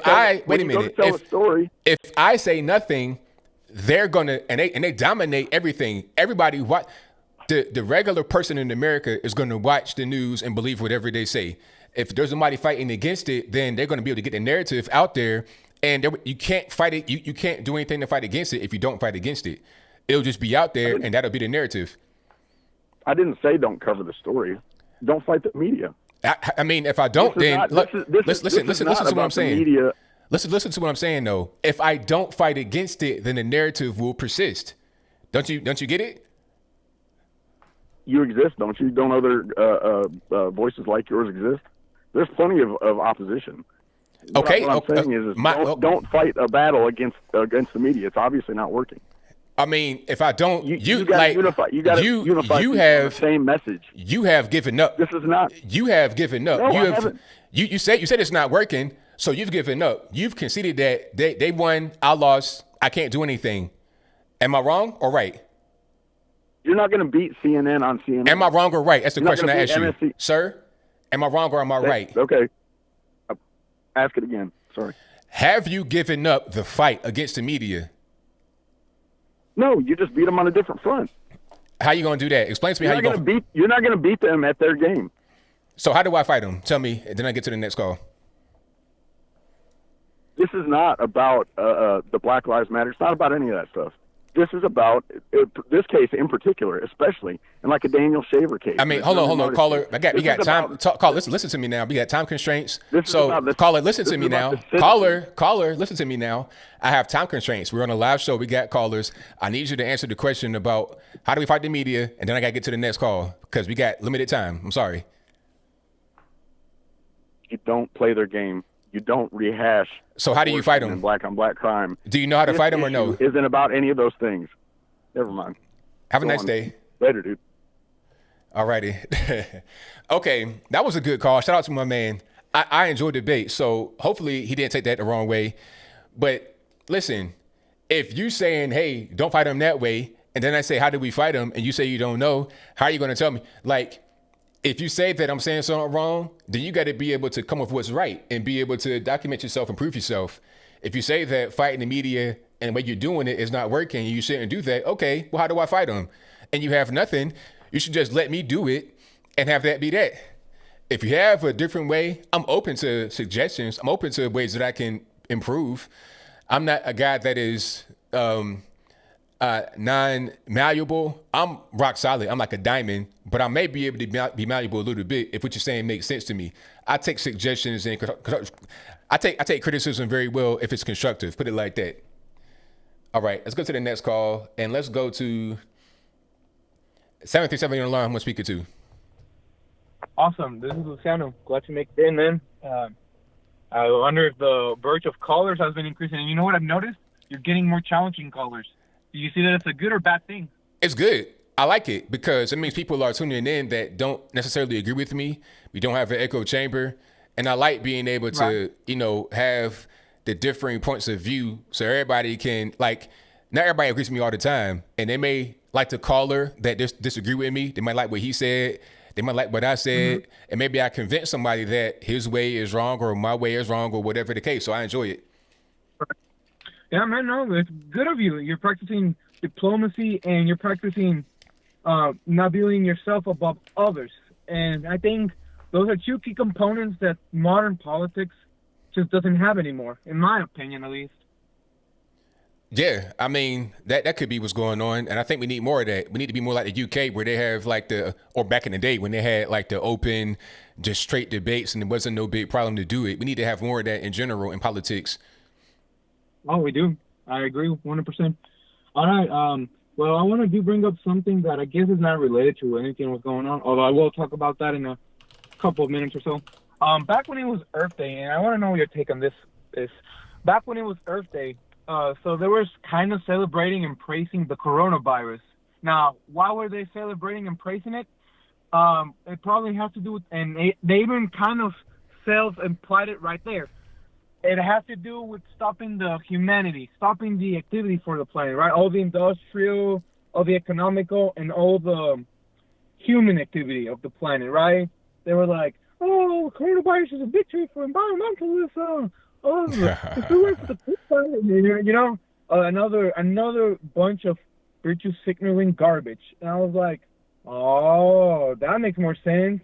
Yeah, because I noticed when this year's Earth Day was a little interesting when it came to that. I noticed a whole bunch of environmentalist ads and environmentalist promos during Earth Day in my Facebook, in YouTube, and I was wondering what was the deal, and I knew it was a coronavirus shtick that promoted that, huh? Crazy. But what's your take? Do you think the coronavirus is being used as another, I guess you could say, a political engineering stunt, to promote so-called environmentalism, virtue signaling? That's a really good question. I hadn't looked at it like that before. I mean, it's being used in a lot of different ways. I think that's probably the way that it's being used for sure. People taking advantage of the situation. Yeah, I think that is happening. Absolutely. Yeah, man. Crazy incident. Because last time I checked, it doesn't matter if there's a disaster or a pandemic going on. You're still gonna. I mean, I guess the better way to put it is, they want all activity, as in all human activity, shut down permanently. You cannot do that. How are we going to sustain the population? And how are we going to sustain the economy? It's practically impossible, right? Yeah, I think they want control over people. Maybe they think that if everybody is controlled, everybody's in their house paralyzed with fear, then they're able to come in there and dictate to us the things that we're going to get from the government. But they don't understand, I think, that people still have to produce things for the government to be able to get money in the first place to hand out to people that don't work. But they'll learn soon enough. Yeah, they'll learn the hard way. So, Right. what was I going to say? Yeah, about that. Like, it's practically impossible, and not to mention, who's going to do this for you and this for that, right? Like, they want an entire economy shut down, but I'll say they're going to get busted first. They're going to be the ones starving. They're going to be the ones rioting for money. You know what I mean? Oh, definitely. Yeah. Right. Okay. About the George Floyd situation, I found actually an interesting perspective of that. Do you watch Superfly 75? I know who he is, but I don't watch his stuff though, but he's a good dude. Shout out to him. Yeah, shout out to him as well. He did provide an interesting perspective about this. He said that the George Floyd incident was scripted because supposedly one of the cops was, I think, what was it? One of the cops was not partaking in the activity. I think that's what he tried to get into, or he wasn't an authorized cop. And I thought that makes a little more sense when you look at from the angle that the video was captured. I guess in the one angle which shows the two other black civilians, I think. Would you say the incident was scripted though? Nah, I don't think so. I mean, anything's possible, I suppose, but I don't think that's correct.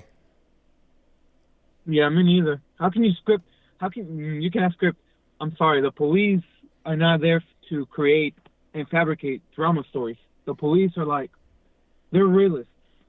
For the most of the time, they're realists. So I doubt that's scripted, but could be possible, like you said. I wouldn't doubt it, and I wouldn't mind it if it was scripted. But I do think, then what? If it's scripted, why are we fabricating another story? Do we want to keep driving more insanity in between people? Yeah, I don't even know. Well, and also I think here's another story that the media decided to sweep under the rug. Did you hear about a gang of two black men who basically Tommy Sotomayor talked about this. The story was two black men, it happened in Charleston, decided to, what's it called? First off, they decided to party, right? But the rest of the incident goes that they decided to gang up on a little black girl and basically, like, mob her and all that. But, like, the media ignored it. What does that tell you about the whole Black Lives Matter message? It's all bogus. It really don't mean too much at all. Mm-hmm. Yeah, I mean, forget the fact that she was black. She was a little girl. Why would you do that? Yeah, that's crazy, man. It really is. But hey, I got a lot of calls on the line. I'm trying to get to a few more. Thank you for the call, man. Definitely appreciate you. Can I do one more comment before you go? Make it quick, please. About the police brutality, I'm gonna say this. I don't think being black is a huge contributing factor. But you know what it is? Being, you resenting the law is a huge factor. Have you all noticed that? You said what now? Being above the law, trying to be rebellious is a factor. Oh yeah, I mean, of course, like, if you're doing something wrong, like if you're doing something wrong to begin with, and then there could be some resistance. I mean, not saying that's appropriate as an excuse as to why he lost his life, but that whole thing could have been avoided if you were not in that situation. That's a good point, man. Thank you for the call. Definitely appreciate you. You know what? I've seen more police brutality incidents on youth and disabled people, but they're not crying out loud. I got you, man. Thank you for your call. All right, appreciate the call. All right, now. Yeah. All right, shout out to the caller. Thank you all for being here. The number to call is 434-658-1220. Again, 434-658-1220. Do not be afraid to call. You can also get in through Skype. There's the email for Skype in the description box below. Check it out right now for yourself. All righty, let's get to the next call, and let's do 210. You're on the line. Who am I speaking to? 210. All right, 210. I don't know what happened, but you got to tighten up. Let's do 619. You're on the line. Who am I speaking to? Oh, this is Renee. All righty, what's going on? Hey, I'd like to comment about the police brutality type thing or whatever. And to me, it goes along the same kind of narrative of a lot of people not accepting responsibility. Like, and I'm Hispanic, I was jumped into a gang. And so it seems like, so I always think everybody should take responsibility. By the time you see someone on the news or on a camera, that scenario has already happened to them multiple times. So you live by the sword, you die by the sword. I really think that a lot of people that say, oh, it's only police brutality, that they're prejudiced. Well, cops kill white bikers because they're in an illegal lifestyle. Most people are doing that. The last fight I got into, I was lucky, was with police. They said, hey, we're going to take her in. I was with my friend, and I had only been drinking. They said, we're going to take her in, give her, charge me with assault and battery against them. They thought it was on drugs. Wow. I woke up the next day hooked up to all kinds of stuff. I went unconscious. So I knew already, hey, you drink, you don't remember, you're going to get in trouble. You know what I mean? So I would have to accept responsibility for that. And like the police, when they're showing Garner again, well, he had already been out there. I mean, he already knows the ways on the streets, you know what I mean? Selling illegal stuff. He's hustling. Not saying he deserves to die, but he knows, hey, if they come and get me, I'm huge. I'm going to use that to an advantage. These scrawny little cops, they were trying to take him down. They were only for cigarettes. So if you say, why should he die for selling illegal cigarettes? Well, why do hey, you're living the life. You already know it. Why are you resisting barely going in to get arrested for that? Really, dude? They're not there to get you for murder. You're not looking at a life sentence, I would think. So why is he resisting going down? He knows, that's on him. Not saying that's unfortunate should happen, but even after they had him down, he was still resisting. Right. So you know what I mean? So it's not like he said, all right, stop, okay. And then even they have people hogtied. When you get hogtied, it's because you've already been handcuffed and you're kicking out windows when you're placed inside the cop car, all kinds of stuff. You know what I mean? You're biting and fighting after you're already handcuffed. Being handcuffed doesn't mean, oh, you're restrained. No, you're just handcuffed. If you're on drugs like the one caller that called and said, well, he was on drugs. He seemed coherent. Okay, drugs, if you ain't used them and you have not experienced it, that's a lie. That's only someone, you're looking from the outside in.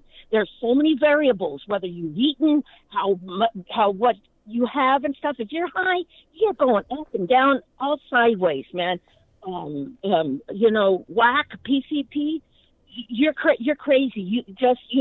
I know a guy, and he was on PCP, and the cops killed him. They tried tasing him, but because he was on that whacked out, he had extra strength, so they had to tase him again and again, and he died of a heart attack. It gave him a heart attack. So, of course, he's not there for murder or whatever, and sometimes, like I do think on the other end with the police, there was a crazy guy and he had a stick and he was coming at him and they shot and killed him. Okay, that I think is a bit ridiculous. You know what I mean? They weren't even fighting with the guy.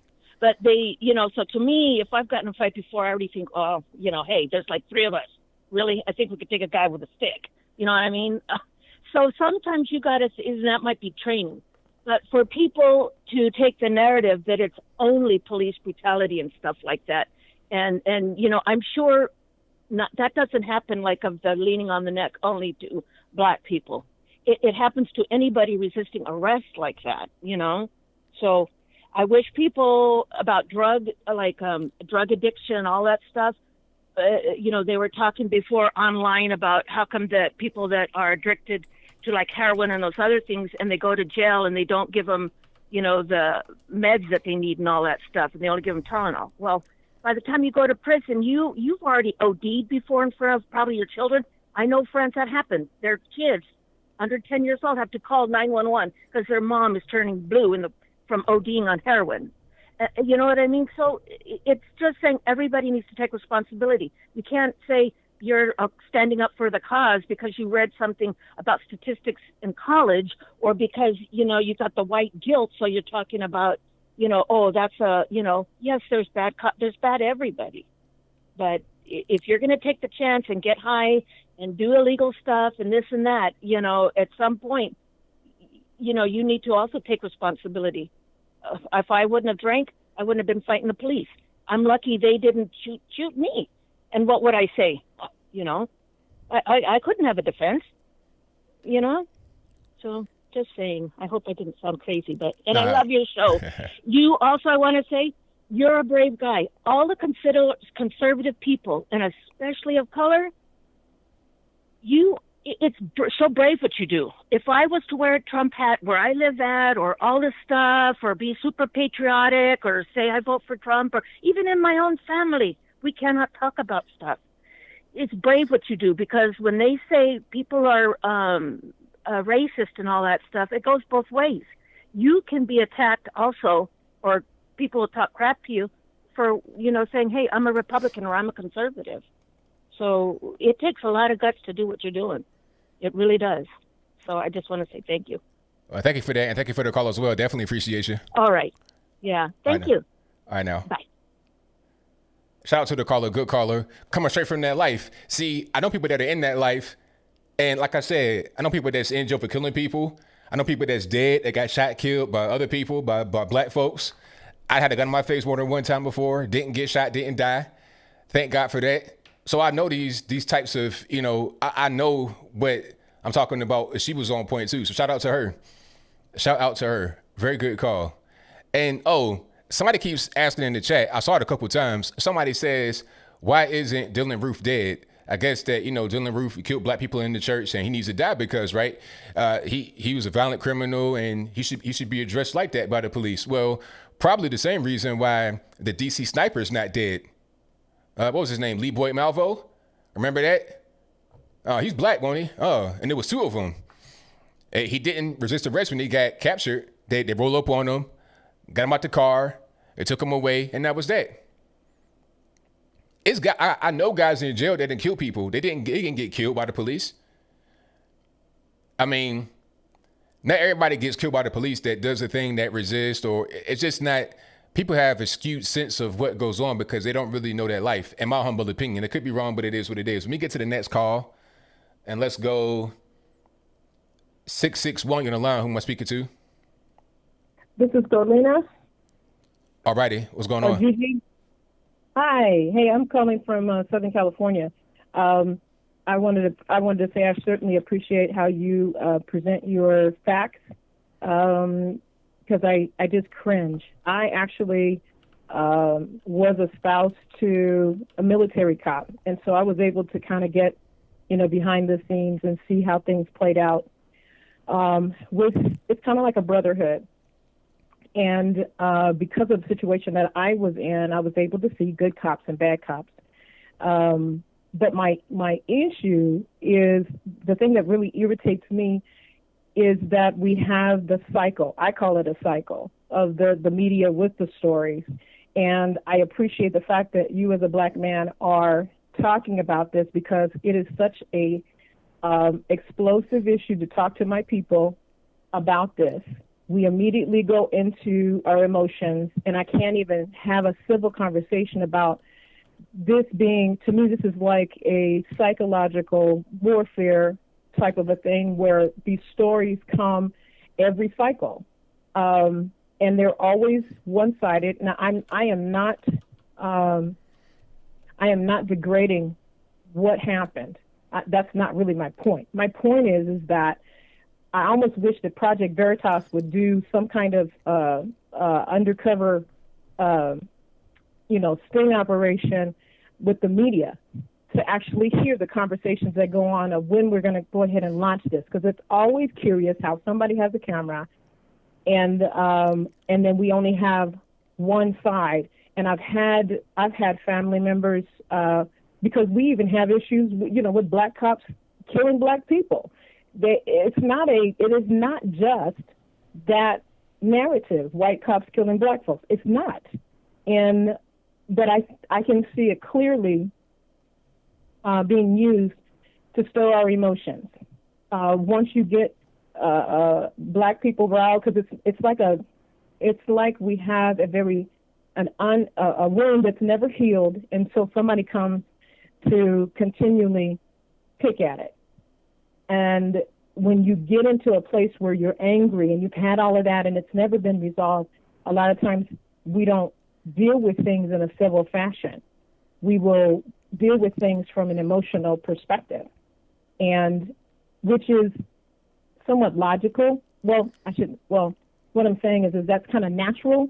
It takes more to be able to think logically and address things from a logical perspective, addressing them in a civil manner, not screaming, not, I don't know if I'm saying this right, but basically just being able, like you were saying, deal with the police department, deal with the courts. Yes. Handle those situations from that perspective. That's the part that I hate. And I think I can just see how it just causes, the whole goal is for us to get into a place where we're destroying our own neighborhoods, where we're destroying whatever we touch, just like a big, I'm angry and I'm just going to burn everything up. And then that plays into a narrative. So it's almost like a double-edged kind of sword. And it takes a lot for folks that are angry to be balanced. I'm not negating the fact of dealing with the grief, but it just bothers me because it just seems like it's like someone toying with your emotions, and you can't logically think through what's actually the bigger picture. It's not right for us to always see black cops and white, the white and what we're seeing right now, because it's not a true landscape of what's going on. Yeah. Also, the other thing is that I hate the fact, because I actually know a relative of one of the leaders of Black Lives Matter, and I don't like the venom. I don't like the hatred. It took me until I was like in my 30s to realize that my own family is racist and bigoted. And so, this is a much bigger picture. And if black people can continue to speak, we do what we need to do, I think we'll be better. But it's like an uphill battle. to be able to put out the truth and to be able to do it boldly, because we still have this narrative of black folks are supposed to respond in a certain manner. And if you operate or speak or talk about stuff in a logical fashion, you're shut down. Well, I'm not that way now. So me and a few of my friends appreciated the fact of how you presented the story of George Floyd, because it was just like, oh man, I don't even want to see this. I mean, I don't want to see it for the fact of just stirring up my emotions and making me angry. Right. I want to be able to see. I would love for my people to be able to do it the way that you can get done. And then another thing too, these people, when we're in our cities, who's out there voting? These sheriffs, all of these officers are elected officers. We're going to get angry about a situation, right or wrong. In this situation, I think it was wrong. But where does it go from there? You're not even taking it to the ballot box. You sit at your house and you let these officials that don't mean any good for you to continue to do what they do. And it's backwards to me. Take your behind out there, take care of the business, and then also do your voting. And pay attention to what's going on in your local level and start making changes. That's what that's how I'm thinking. The other thing too about Mayor Lightfoot, I think it's a trip. Once again, the people in Chicago have voted for a black woman, and what is she doing? Just like any other Democrat. Why would you tow cars from the church? That's. Hold on, she towed cars from the church? That's what I heard. The people were parked and they were not only knocking on the door, but I had heard a report that they were towing the cars that were parked there. And these are the people that we vote for.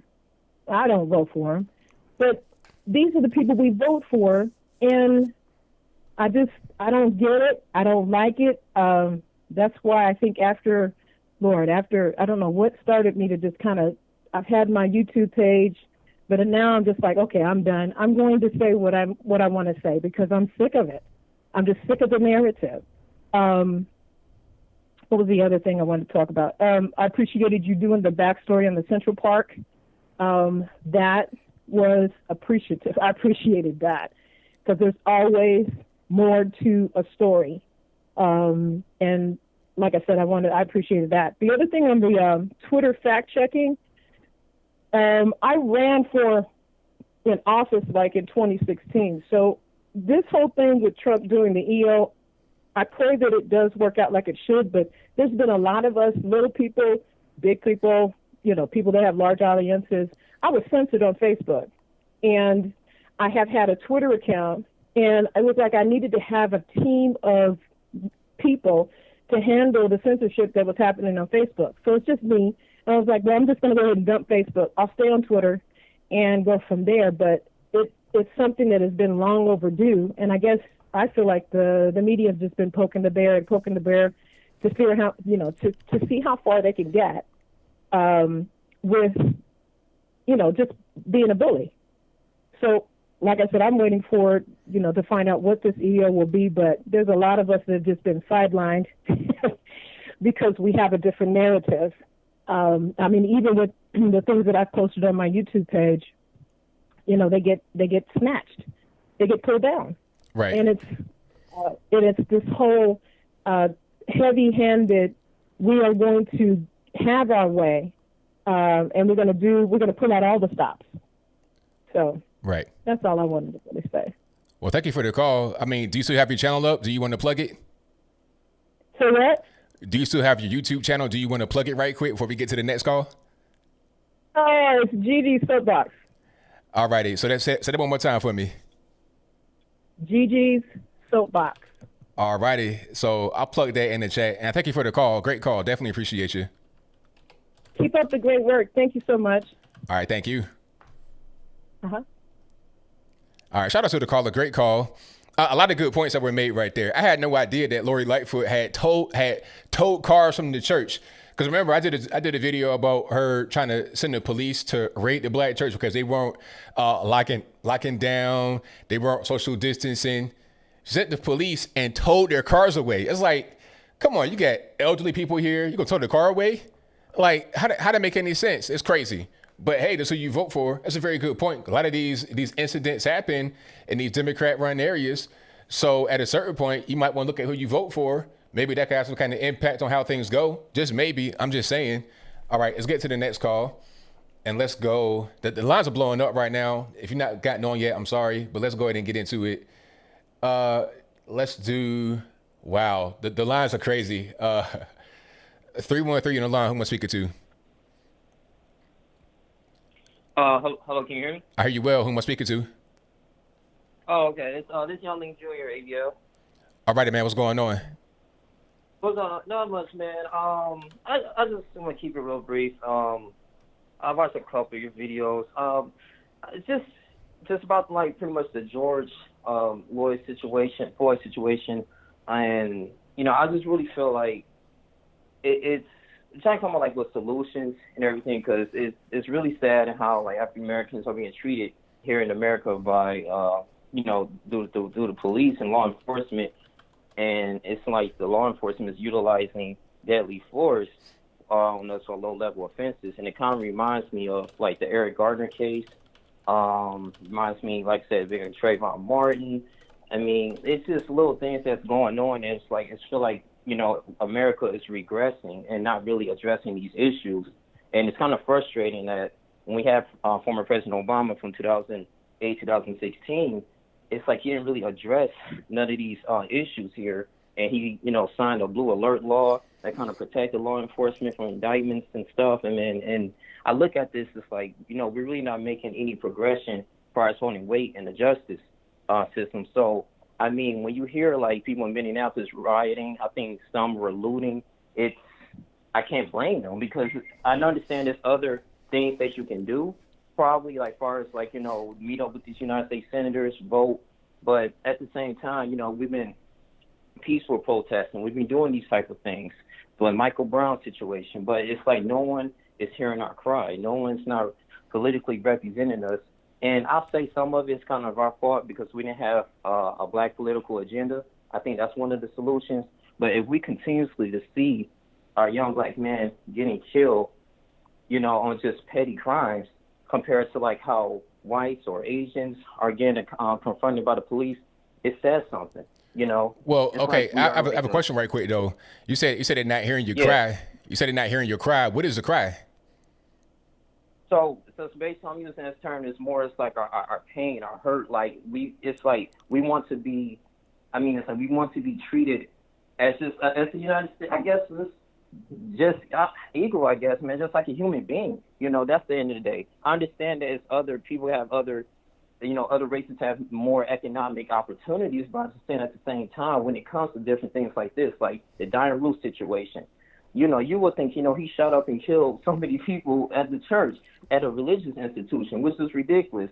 Yeah, they got him, but they should have killed him. They ended up arresting him and took him to somewhere to get something to eat first because he was hungry, and then they, took him to prison. I mean, but why is that wrong though?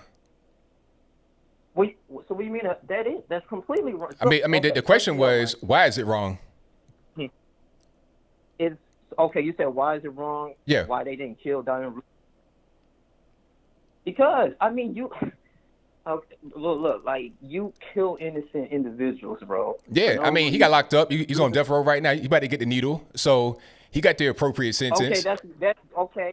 Well, I'm just saying, like, and I just feel like if, just hypothetically speaking, I just feel like if it was the other way around, if African American ended up doing that, they would have shot him in sight. You got like Sandra Bland was pretty much killed, due to like a broken tail. Well, Sandra Bland, she wait a minute, let's pause because you're doing a lot. Now, as far as somebody that was black doing that, do you remember the DC sniper? Yes, I remember the DC sniper. Yes. And they killed 17 people or something crazy. It was something. It was a large. Yeah. Now, large number. The guy that did that, Lee Boy Malvo, was captured without incident. He didn't get shot and killed. He's still alive right now. He got married and everything. Mm-hmm. He did got married in jail and everything. So, I mean, when you say that a black person, if they do it, they would have got killed on sight. Why not Leroy Malvo? They killed more people than Dylan Roof, indiscriminately, randomly, and they terrorized the whole area for months. Yeah, but what I'm saying though is that okay, that's just like one example though. I mean, so was Dylan Roof. So wait a minute. So was Dylan Roof. That was one example too.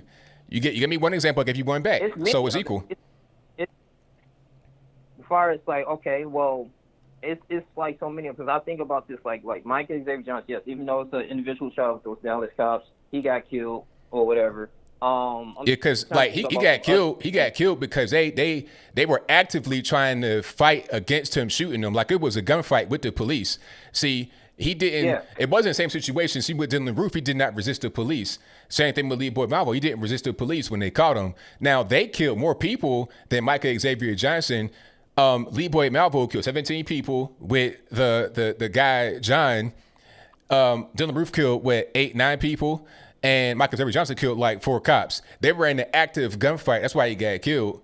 You know, and he was a danger to everybody else that was around him. So it's all contextual. If you're in an active gunfight and you die, that's one thing. Versus they come up on you, you don't resist. It's different. But ABO, okay. But let me ask you this: like, do you even see like an issue with this though? Like, I mean, a gentleman, yes, he did resist. We're going back to Michael Floyd. Yes, he did resist arrest. Okay, which you're not supposed to do. But when they got him in the position, bro, like they could have. They could have like, okay, yeah, we got him down. The proper way was, because my dad was a Detroit police officer. He said the proper way was to do an arm lock bar to get him down and put their knee on his shoulder blade, and then so they can hurry up and they can properly arrest them. And then all they had to do was just pick them up and take them to the squad car. I'm just saying, like, I just see. I mean, I agree with that. I think that what he did was wrong. I think he should go to jail for it. Yeah. So we're not even in disagreement with that. But as far as it being like a general problem that is always happening, I don't agree with that. That's just not the reality.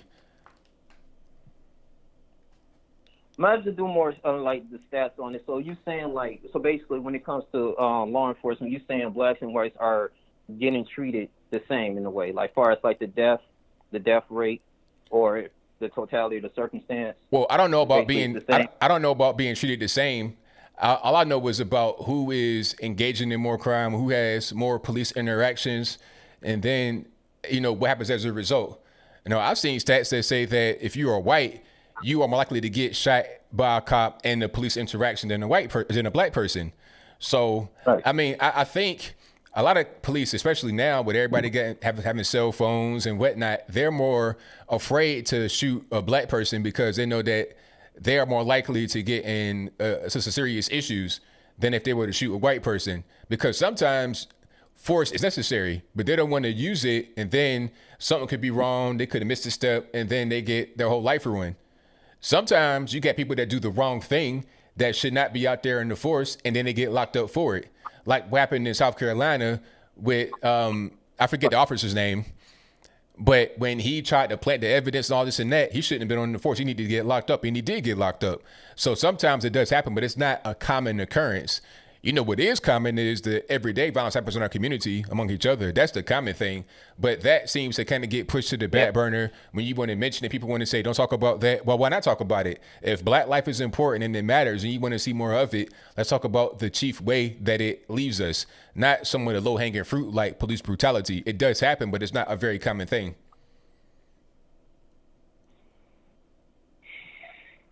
I get what you're saying on that. I mean, it's issues in our community and stuff like that. I mean, it's a lot that goes into it. But it's I don't know, man. It is just like very frustrating though. I feel you. I feel you, man. I don't mean to interrupt you, man, but I feel you. I think the main thing is just take the time to think about it. Because I can understand how it could be kind of upsetting. And then your emotions get involved. And that's a natural human reaction. Like Gigi was saying just now on the phone. It's a natural thing. But we got to be above that and think clearly so then we can get a better outcome overall. But thank you for your call, man. I definitely appreciate you. 'No problem, brother. All right. I know. All right, shout out to the caller. Most certainly appreciate him. Let's get to the next call. The number to call is 434-658-1220. Again, 434-658-1220. Let's go 301. You're on line. What's speaker to? It's your boy JB. What's up, brother? Everything's good, man. What's happening? Hey, man.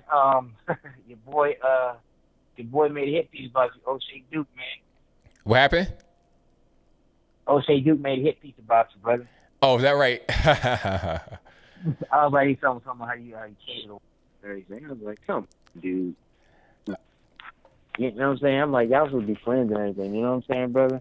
I mean, it's all right. I don't really care too much about it because I'm doing different things. Yeah. And we dare to be different. They always hate you. That's how it goes in life. You know what I'm saying? You feel me, ABL? Yeah, of course. That's how it is. Yeah. And then back to the whole George Floyd. Look at the big case. They got justice. The cops are going to jail. The cops are going to jail. And all four of them got fired. They lost their job. That's punishment enough, I think. But they want to give them a lynching and everything. I'm like, come on now. You can't. The crime's already done. Wouldn't you agree, ABL? Yeah, you see, it's all about just emotion because it's not even enough that this guy's probably going to face some penitentiary time. They don't even care about getting to the investigation phase. They just want to have an immediate emotional release, not even any kind of reaction from that, because what's going to happen from looting? That won't make the process go any quicker, so it's just pointless. It's just a matter of expressing emotion, and that's it. Exactly. Now, those people don't understand. They so many black people don't understand that we are the only people who hold ourselves back when we get injustice. Would you not agree? Yeah, I mean, we do things that are kind of productive. We got to do things that are productive. Like I was talking about with the Chinese man that got killed by the security guard out in my old neighborhood. I mean, it was no looting, no rioting, no protesting, no nothing. They showed up. They had money, a lawyer, a spokesperson, translator. They showed up every day to the courthouse, 30, 40 deep, suit, tie, the whole 9 yards, and they got justice. That guy ended up getting like 33 years in the penitentiary. That's how you do it. Exactly. You don't go just to show your own neighborhood. Exactly, because then you show your neighborhood, then what's that complex? Now your neighborhood's messed up, and you're still in the same place you was before. And the same situation, even worse now, because now you got a burnt up neighborhood. So what was the purpose? Exactly. You deal in the head, like, and then a lot of people are saying they should censor Trump. I'm like, they start censoring Trump, they're gonna start censoring everything. That's how it starts. It starts out people you don't like, and then it goes to everything. And that's why I say this is why you have to fight for freedom of speech. And then Jimmy Fallon, somebody did 20 years ago. I say if it's funny, do it. That's how I think they should go. But a lot of people don't see it that way. They're too sensitive. America's gone too sensitive. I think we are always worried about whose feelings. Feelings are like everything else. You cannot hurt nobody's feelings. That's how it goes. You're gonna hurt somebody's feelings at least once a day. Would you not agree? Yeah, I'm right there with you, man. And it's weird because they wanted to attack Jimmy Fallon for that old skit 20 years ago, but he was the same age that Ralph Northam was when he put that blackface picture in his yearbook. So that's interesting how the outrage mob really works. They pick and choose who they want to be outraged against. Exactly. It doesn't make sense. And then the thing about it, outrage is something stupid. They did like 20 years ago. I was like, these people, I swear. The world we live in now is it's just stupid to me. Yeah, I hear you. It's just stupid. Yeah, man. And then the whole quarantine thing, it's only hurting ourselves because people getting tired and more irritable and it's ruining marriages and relationships. People just you can't function like this. Right. Now you can't function like that. You got to be able to live life as normal. And when you're not able to live life as normal, when you cannot go watch movies, have recreational activities, and just do things that you would normally do, you're going to suffer as a result. The people that are at the top, the politicians don't really understand that. They just, they're looking at numbers and they're looking at actual human beings and what they need. Exactly. And that's what I say. It's going to be a real bad monopoly is going to start now. I seriously, in my heart of hearts, the Democrats going to lose a lot of their seats because of this. Because everybody's starting to see that it's on them. They're the ones who's causing all this drama and headaches for us. Would you not agree? Yeah, I'm with you, man. Well, all right, AB. I talk to you, man. Talk to you in a while, brother, man. Keep it safe, brother, man. Keep doing what you do, brother, man. You're always doing a good job, brother, man. And who cares what you say? Your child's way bigger than his is. All right. Thank you for the call. All right, brother. Peace. All right, now. Peace. All righty. Shout out to my man JB for the call. I thank you all for being here. The number to call is 434-658-1220. Again, 434-658-1220. If you want to get into Skype, there's a number for that. There's an email for that. Part me in the description box below. Let's get to the next call. All right. The lines are jumping. So if you're not able to get on, I'm sorry, but we're going to try to get that fixed ASAP. All righty. My man, Snaps of the Gorilla. What's going on with you, boss? What's cracking, man? Everything good? So, George Floyd, huh? George Floyd. Hey, there are a few things I want to say about this. All right. Number one, did I hear somebody correctly when they said you live by the sword, you die by the sword? Were they referring to George Floyd? Well, I don't know what they were referring to. I think they were talking about their life because they came from the world of gang banging and stuff like that. So I don't know, talking about themselves or George Floyd.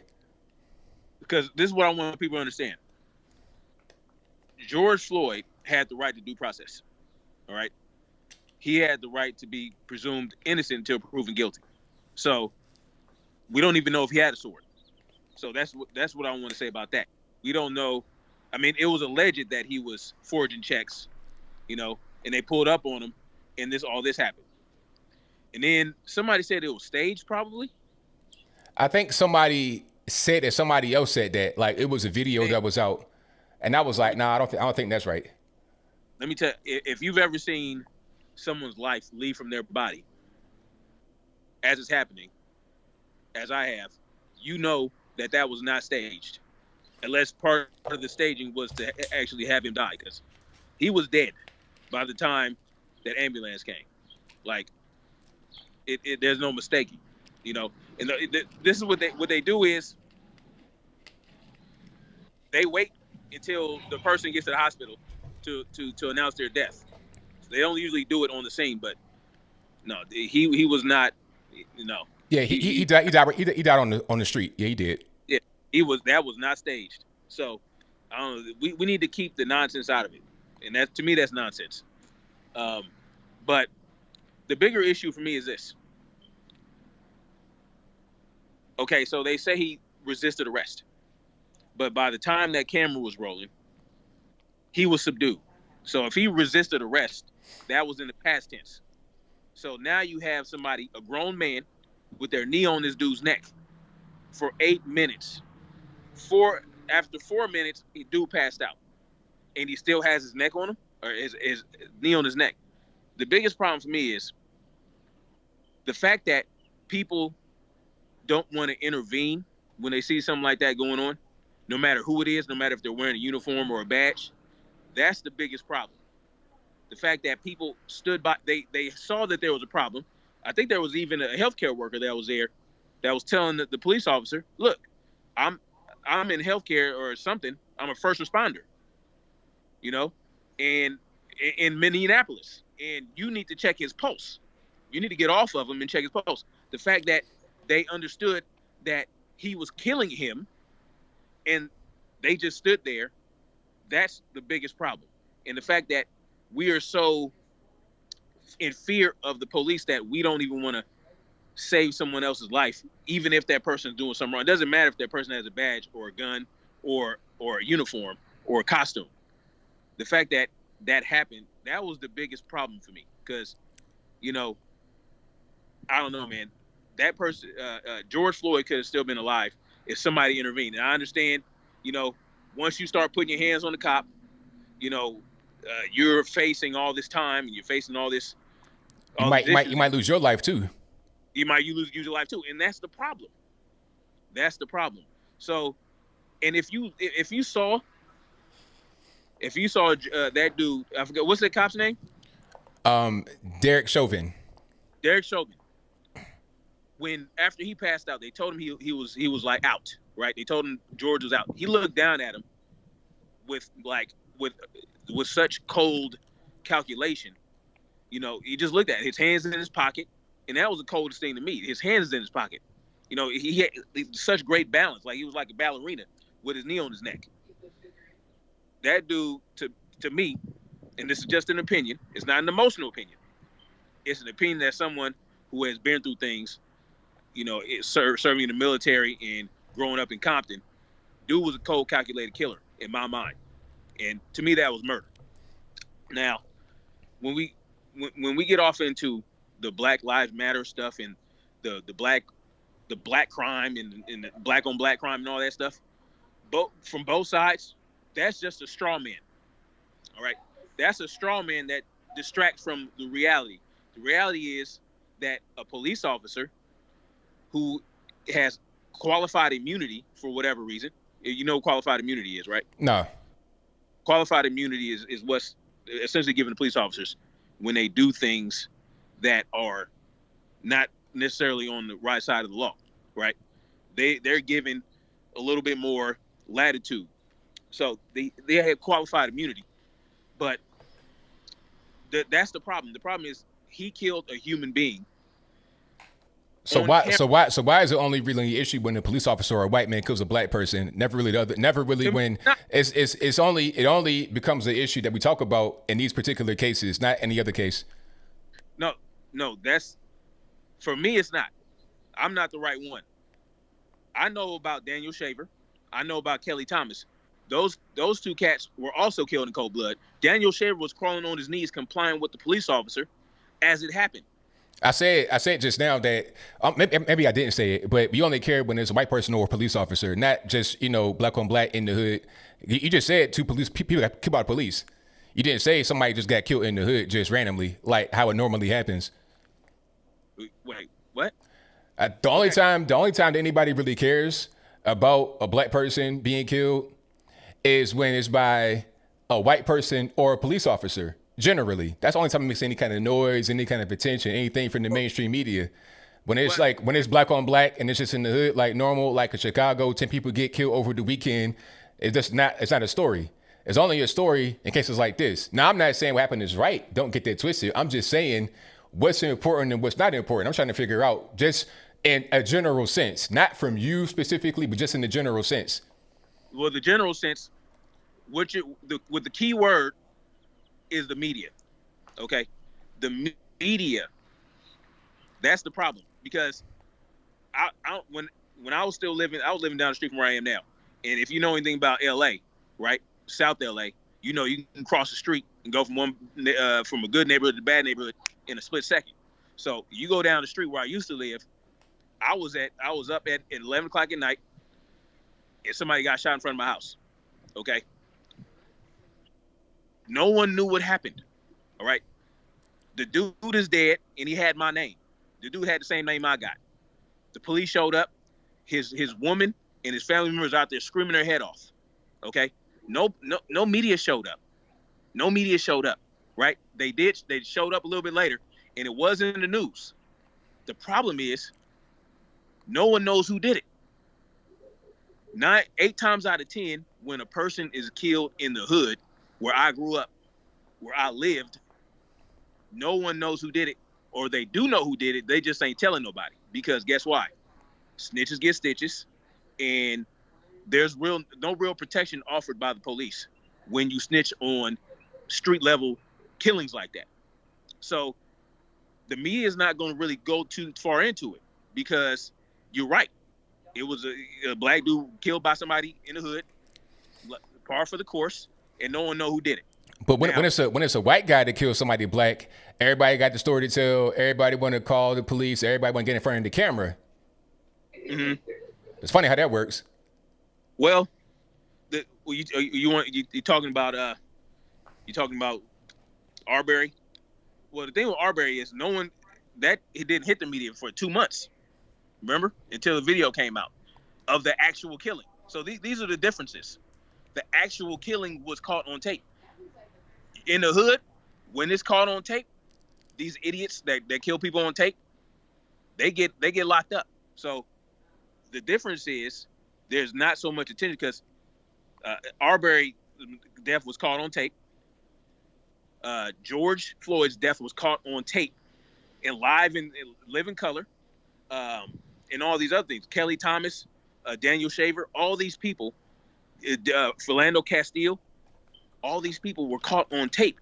They know who did it. They know. And what happens is these police officers, most of the time do not get time. They get paid administrative leave, all this other stuff. But if you catch somebody in the hood, if black dude killed a black dude in the hood, they get caught, they get locked up. No ifs, ands, or buts about it. And there are people that are caring. But the problem is no one's willing to tell anything. And as an example, I heard the dude that got killed in front of my house, I heard why he got killed. And I heard about who did it. I'm not going to repeat it on here because it's just hearsay. But these things, these rumblings go around and no one wants to say anything because you're talking about guys that know every in the hood. I'm with you. If you were in the hood, hey, you know these people know everybody in the hood. So anyway, I'm gonna let you get back to it. But I mean that could explain why. Oh, and one more thing. I got no more time. So I thank you for the call, man. Definitely appreciate you. All right, man. All right, peace. Peace. All right, shout out to my man Snaps Little Gorilla for the call. Most certainly appreciate him. Hey, people in the chat talking about, are you scared? Pick up the phone. I ain't gonna pick up the phone that way if you're talking to me like that. Talk to me nice. How about that? Let's get to the next call. Number to call 434-658-1220. Let's get to the next call. Jordan, what's going on? Yo, how's everything? Everything good, man. What's going on? Nothing much. Just doing puzzles while I was waiting to be called. But I'm not gonna repeat what everyone else has been saying about the George Floyd case because me personally, everything beyond what we saw in the videotapes is like would be mere conjecture because people are speculating and all that stuff. But in the end, regardless of what you think, it looks very bad. It looks very bad. And now we got BLM coming back and doing the exact same stuff they did before.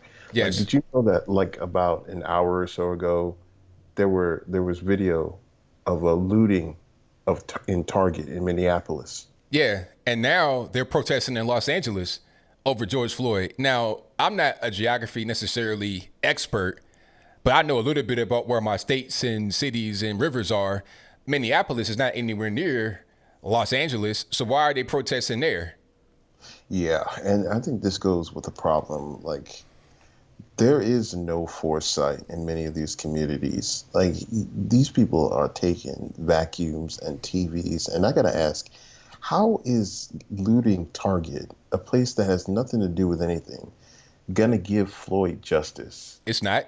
You know, I mean, it really makes it look like that these people are doing this not for justice, but just to get an excuse to loot stores.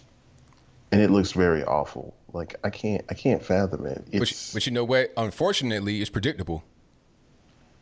Yeah, it is predictable because it's happened like every time this happens. I've seen this film before. I know how it ends. Yeah, me too. And it sucks, man. I mean, this might end up overshadowing the whole Floyd thing. Maybe, I don't know. But the fact that this is happening is really pitiful, man. I mean, I can't even fathom that like, you can just look online and the videos are there clear as day. And you got to recognize, like, why is it that they do this at the end? Because all it does is hurt themselves more than they've already been.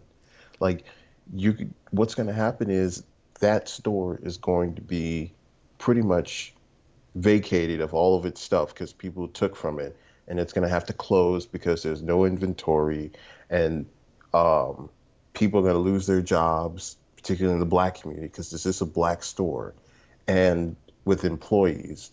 And with this whole pandemic thing, it's just going to get a lot worse because now that's just a store not available for you to get supplies. There is no thinking ahead here. It's just, and the picture just looks awful. You can look at videos online of things being tilted and broken, and people taking out these stacks of appliances. It's just awful. It really is. And like you said, it doesn't look good. It's not good. It doesn't make any sense.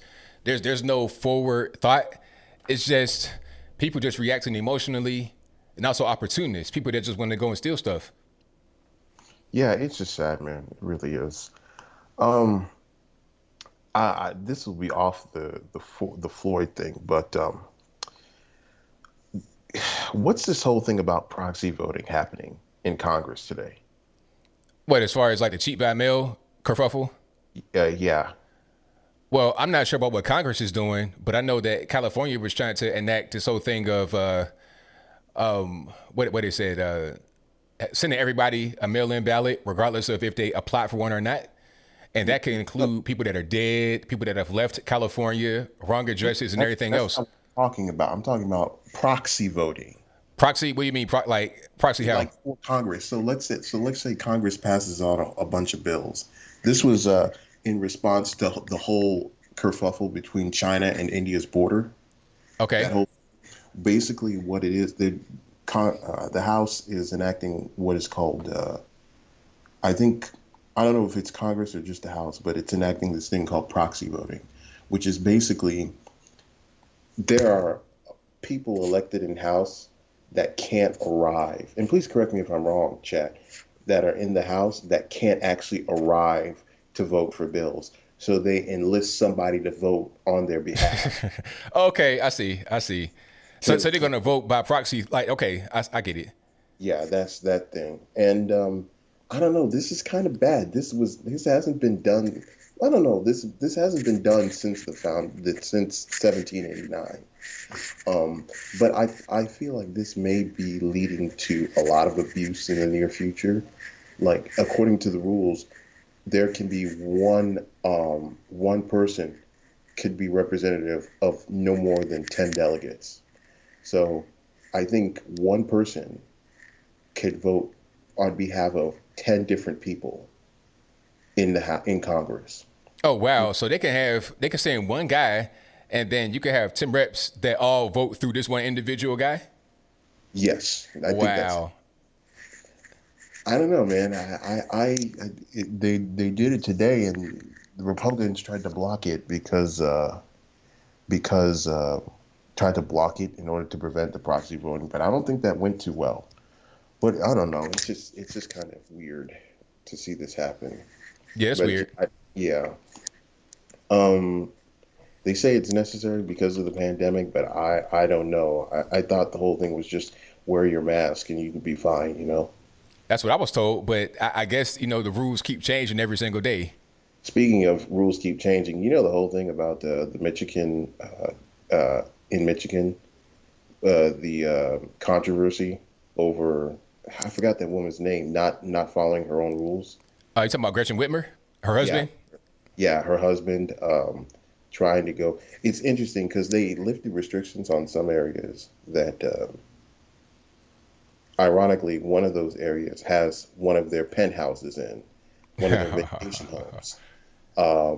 And the husband wanted to go over there to, quote unquote, rake leaves. I think that was what it was. When in actuality, I don't think he was telling the truth at all. I think he just wanted to do whatever there and have an excuse to go out in public. Right. I mean, everyone else has to stay in their houses and succumb to Michigan's stay-at-home policies until June 12th.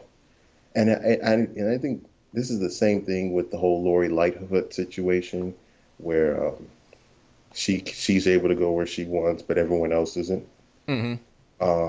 And I don't know. What are your thoughts on all that?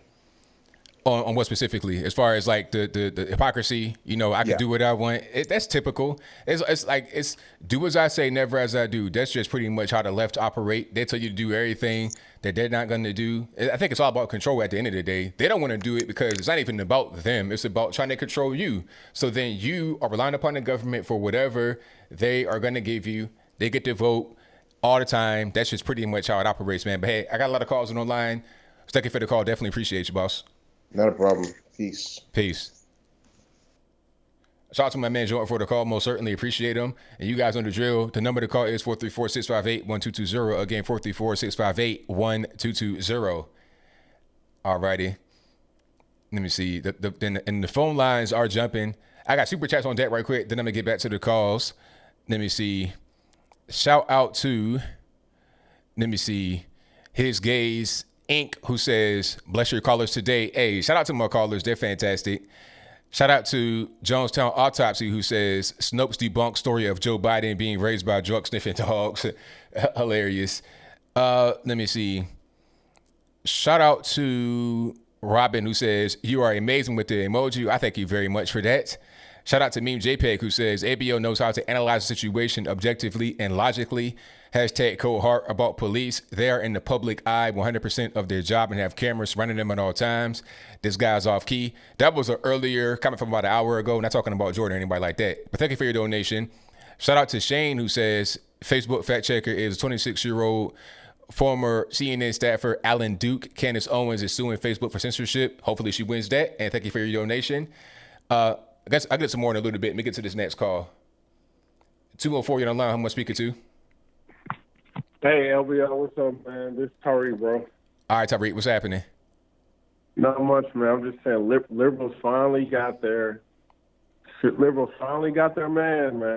know what I'm saying? They finally found one. They finally, this is it. This is the one case where it's like, dang, this is crazy, man. And, you know, it's sad because I feel like it's disingenuous, especially with the white liberals. I honestly feel like they are just acting like they care because 2020 is coming up. And, you know, with the whole Joe Biden saying that you ain't black, and, you know, you got the black liberal left kind of challenging him on a black agenda and him not coming up with anything. You know, it's just, I'm seeing an influx of just black police killings. You know what I'm saying? Like, we went 3 years straight, didn't hear anything, and it's just coming up all of a sudden, man. It just seems like it's all, to me, I just feel like there's an agenda behind it. You know, I don't think white liberals are man, the word is escaping me, you know, but I just don't think they care. I think this is all used for political purposes, man. But it's just sad what happened to this guy because I've been looking at some of his videos and he really did care about, like, you know, his latest video was like, you know, young black men killing each other. And, you know, if he's saying black people are going to disarm, we need to disarm our communities because we're killing each other.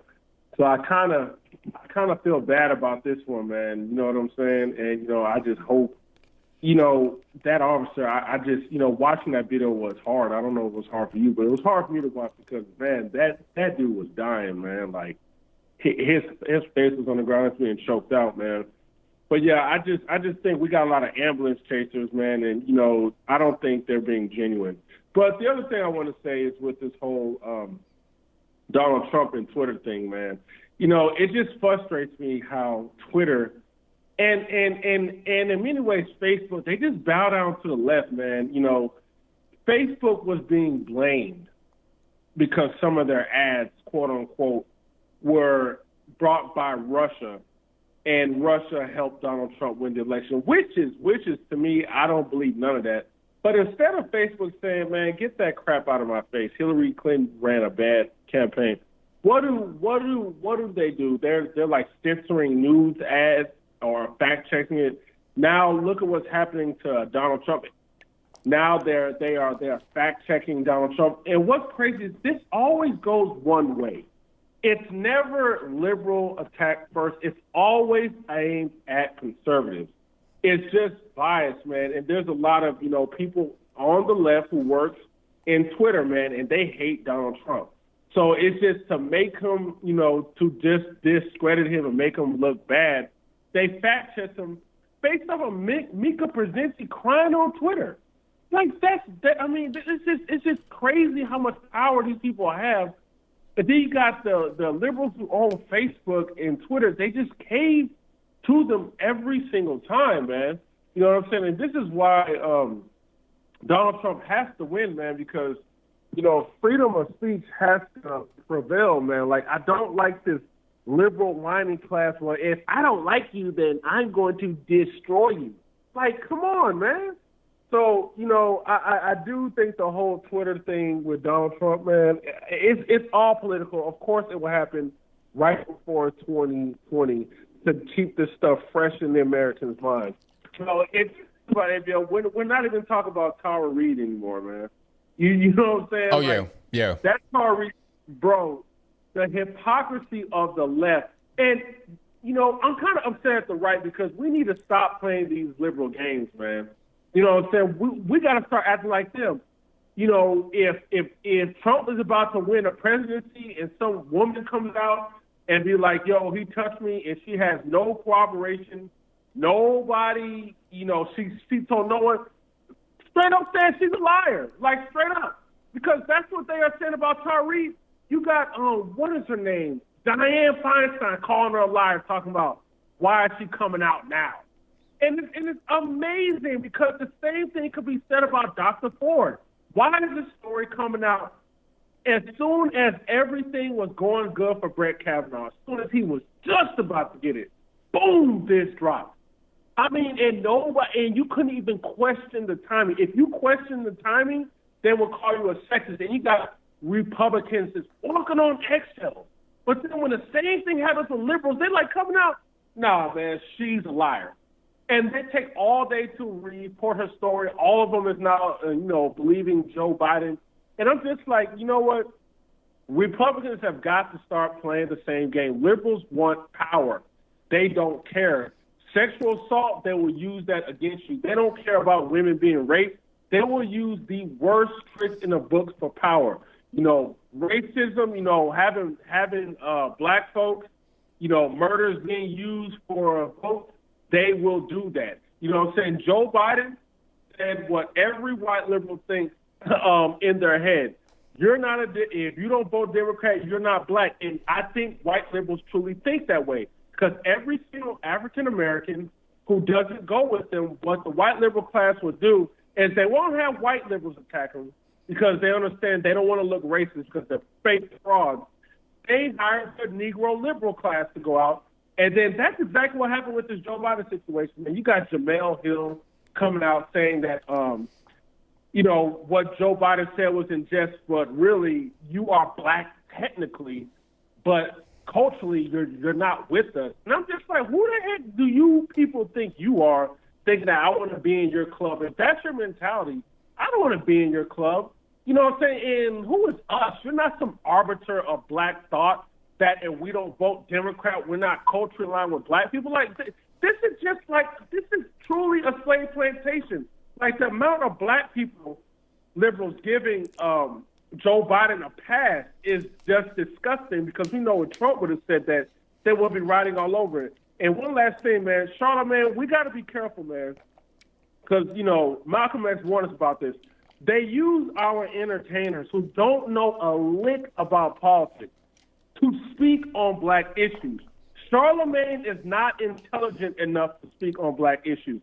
Like I said before, if Charlamagne was this woke black person who is sick and tired of the black folk being taken for granted, then why the heck would you ask Joe Biden as part of a black agenda that we have to have a black woman as a VP? What does that do for black people? All that does is bragging rights. All it does is say, hey, look at me, I'm the first black woman, yay. And it's like, what can that, like, what does that do for black people? It just makes us look stupid. It's like the policy matters. Like, you understood that Barack Obama did nothing for us. But you think some black woman VP who obviously is going to be a corrupt Wall Street insider, they're not going to pick some woman who's outside of the system who's going to really help people. No, it's going to be some corporate neoliberal Democrat that they are going to pick. You know what I'm saying? So, and then the other thing about the Breakfast Club, and I don't know if I told you this before, is that, once again, the Breakfast Club questions why black people support Trump, and they're like, if a black person supports Trump, they ain't with us. But you never interview them to see why. The Breakfast Club never interviews the right. Have you noticed that? I have. Republicans don't go to the Breakfast Club. Yeah, they don't. It's like an echo chamber, really. Exactly. There's not a thing, bro. It's all liberal. And then it's like, you want the problem, the reason why the black vote is so weak and cheapened and it's so useless is because they don't even try to engage with Republicans. You know what I'm saying? You don't even engage with the Republicans. You don't even say, you know what? Because the Democrats are ignoring us, we are going to take our agenda to the Republicans and see what we can get. You know what I'm saying? And what if they get something out of the Republicans? Do you know how much pressure that puts on the Democrats to change? But if you're like, well, if you're not going to do it what I say or enact in my interest and I'm going to still vote for you, you're going to continue to be disrespected. Like, seriously, the black community has never challenged white liberals on anything. That's why Joe Biden's like, are you stupid? Are you seriously confused about voting for me and Trump? Just vote how your black self always been voting, Democrat. Otherwise, you ain't black. Like, seriously, that's his mindset. When Charlamagne said, come back and talk, he was like, are you seriously confused about voting for me and Trump? Pretty much said, he ain't got to come back. Do what you do best and vote Democrat like you always do. And Charlamagne should have attacked him for that because that was very disrespectful. But because Charlamagne doesn't know anything about politics, he will never talk to the right. He's going to always operate in a liberal mindset. You know, Joe Biden does not ever feel like he's going to have to work hard for the black vote. And to be honest, I still think that black liberals, regardless of being disrespected in front of the entire world, they're going to still vote for Joe Biden. Like, they're still capable for him. Simone Sanders is still capable for him. Jamel Hill. What's that South Carolina black dude? I forget his name who came out and endorsed Joe Biden, for giving Joe Biden. You know what I'm saying? Clyburn. These guys are fake. Go ahead. I'm sorry, man. No, you say Clyburn. But yeah, man. But yeah, man. That's pretty much all I want to say, man. Black liberals are going to still vote for Joe Biden because it's all about being anti-Trump. The same way they are going to ignore Tara Reid. And that's all I had to say, bro. Thank you for the call, man. Definitely appreciate you. All right, take care, man. All right, peace. All right, shout out to my man Tyreek. Great call. And the lines are jumping. I'm going to try to get to a few more calls here. All right, calling on the line. Who am I speaking to? 617. Hey, what's going on, man? Right. I want to be real quick. You need to find out what is the World Health Organization and what is their mission, because the World Health Organization don't do any studies in hydroxychloroquine. So what the World Health Organization do, they collect the data that's been done in many countries with hydroxychloroquine. All these studies have been done in different countries. That's what the World Health Organization does. So that's why you saw the chief of the health organization talking about hydroxychloroquine. It's not that they do these studies. The studies been done in different countries, and that the result that they get, they collect the data, and they give their assumption in based on the data they collect. That's one thing. So you need to figure out what it is before you speak. You don't know what is the mission of the World Organization. You cannot be making assumptions. What I said that was wrong? Because you said that the World Health Organization dropping hydroxychloroquine. That's not the World Health Organization dropping hydroxychloroquine. That's in base of the information that they collect. Here's an article right here from NPR. World Health I'm going to read the article. World Health Organization halts hydroxychloroquine trial over safety concerns. The World Health Organization is temporarily halting its clinical trials that use hydroxychloroquine to treat COVID-19 patients over public concerns that the drug may do more harm than good. So what did I get wrong there? I'm not really understanding. No, but that's what I'm saying. But the problem is when you read an article, you don't do more research about the article. You just read an article and you repeat what you read. So reading and finding out information is bad? Well, you're supposed to do more research, though. The World Health Organization has 3,000. Wait, I'm going to read. I'm going to finish. The World Health Organization has 3,500 patients from 17 countries enrolled in what it calls Solidarity Trial. That's the problem. In different countries, the World Organization. What's your point? What's the point? No. The World Organization received the data. I just told you, so I move on. It has 1,000. It has 3,000. I'm going to talk. You're going to be quiet. It has 3,500 patients from 17 countries enrolled in what it calls a solidarity trial. So it has them enrolled, not just to collect data from random people. They have them enrolled in the trial. Is what the article says right here in black and white. So you're wrong. Next topic. They collect data. So who, like, I'm reading it right here. You're wrong. So okay. So do you think when the thing broke out in China, the World Organization was in China? What? They were not in China. They're collecting the data what the Chinese were giving them. Okay. So you got what's that got to do with China? What are you talking about? I'm reading something right here about a specific thing. That's what I'm trying to tell you. On their own website, it's talking about it. But listen what I'm trying to tell you. It says Solidarity is an international clinical trial to help find an effective treatment. I'm going to keep talking. You're going to be quiet. I'm going to keep talking. It says Solidarity is an international clinical trial to help find an effective treatment for COVID-19 launched by the World Health Organization and partners. It don't matter, but the World Health Organization was right there with him. It ain't just a partners by himself. You're wrong. Let's move on. So we find out the hydroxychloroquine is no some word as you claiming that it works. Who said that? You mean who said that? Have healthy issues, have safety issues, but you say that it works and it works perfect, but you don't know what you're talking about. Who said that? Let's talk about Twitter. Trump tweeted about Joe Scarborough about the problem that he has with the inter that died in I guess it was one of these staff members.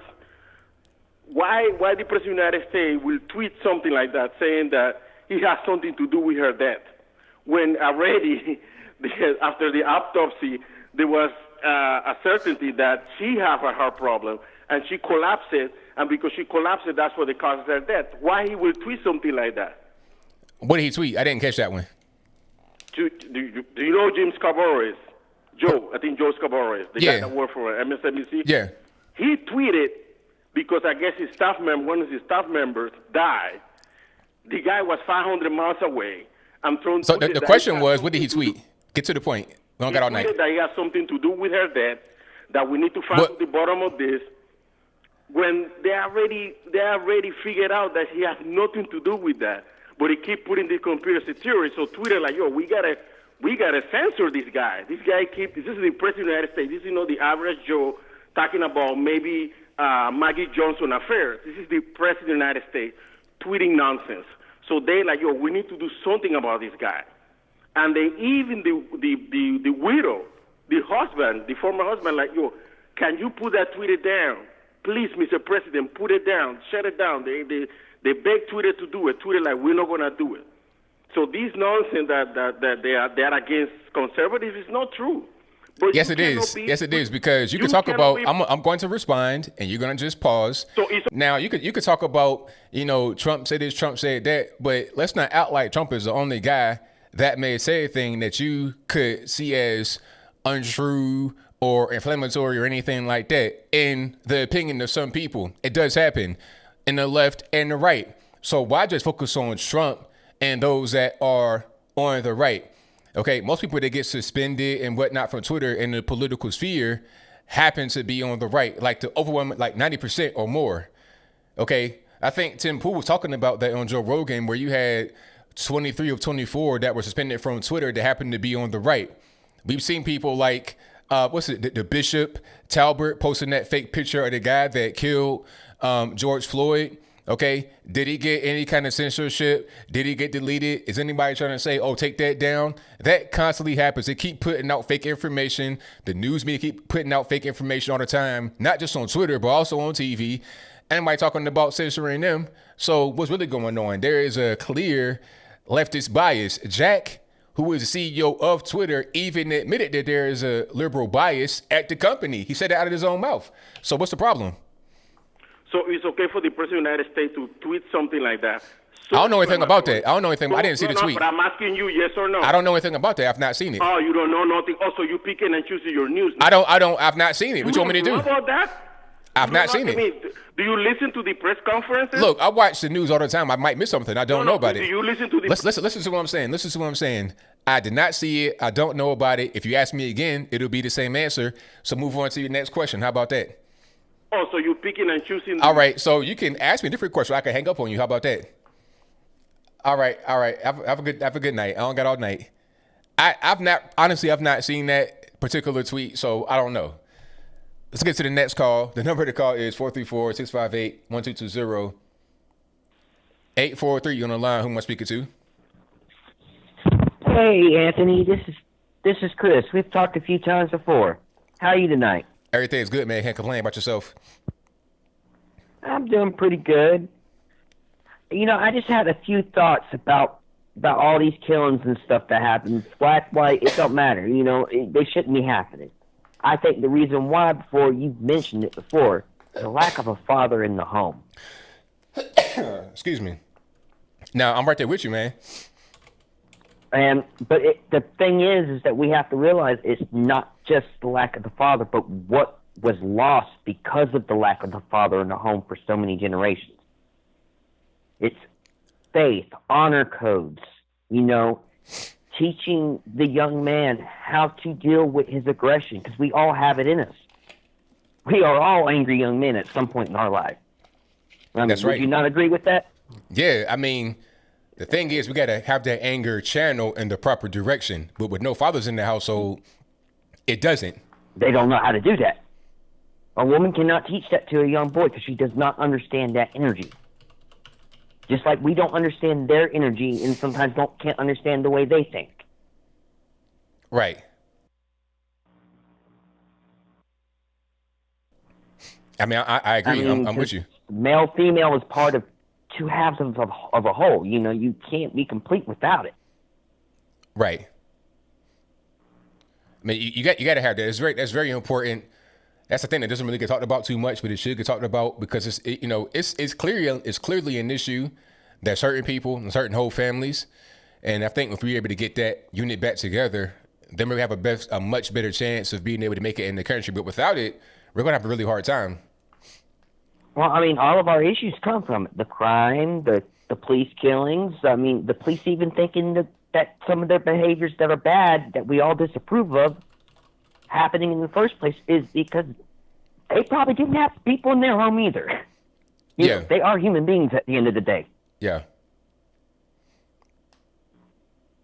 I mean, that's the only thing I can come up with as to why people would even think it's right to behave in these manners. Now, I grew up without a father myself, but I was lucky. I had father figures. Yeah, that's very important. But I'll let you go, Anthony. I know you got a bunch of calls. You have a good night. All right. Thank you for the call, man. Definitely appreciate you.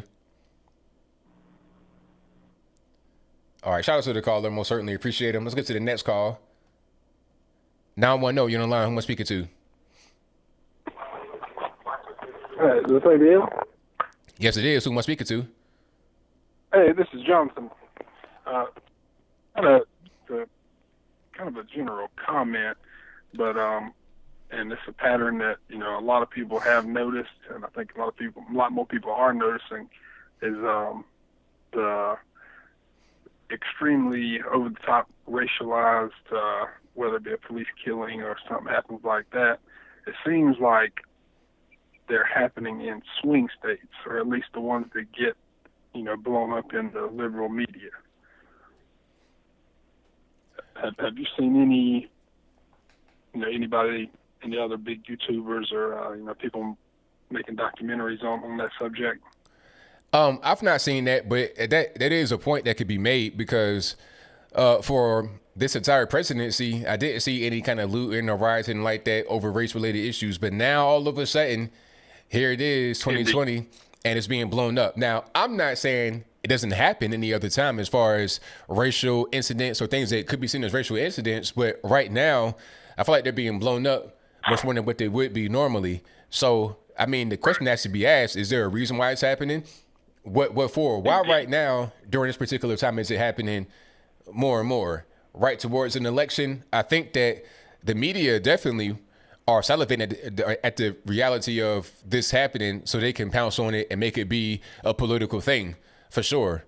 Right. So I think that definitely has something to do with it. And I've seen a couple videos. I can't think of the name of the videos right off the top of my head, but on YouTube, but of other legitimate, whether it's a settlement or conviction of a police officer killing somebody, a person of color, or some kind of hate crime, something in that area happening, where it might happen in Mississippi, and you don't hear about it on the news. They don't, because Mississippi is going to be a red state. But it's something for people to look into, and it's interesting that it pops up in a swing state so hard. And one other quick point is have you heard of or seen the documentary about Joe Gilbert called The Trayvon Hoax? That was a great documentary. I saw that, and I sent a message to the guy that did it. I was like, man, that was a good thing you did, because the documentary was good because I enjoyed his perspective. The guy that did the documentary, I enjoyed seeing him explore their world and discover things. That was really interesting to see, and it was very well done. It showed all the characters, everybody that was involved. That was very well done. That really was, and just for anybody that doesn't know what we're talking about, it was in regards to the Trayvon Martin case, and one of the, or I guess, star witness, the girl Diamond, that was on the phone with Trayvon as it happened, may or may not, because we don't really know, but it's a very convincing case made that it actually wasn't her. But the TrayvonHoax.com, not to plug him or anything, but you can go on that website and watch it for free. And it's, for people that are interested in it, it's a very good documentary. Yeah, it was really good. I enjoyed it. But I appreciate everything you do, ABL, man. I try to stay up with you, man. I appreciate it. Thank you for the call. Definitely appreciate you. Yes, sir. Peace. Peace. All right, shout out to the caller. Great call.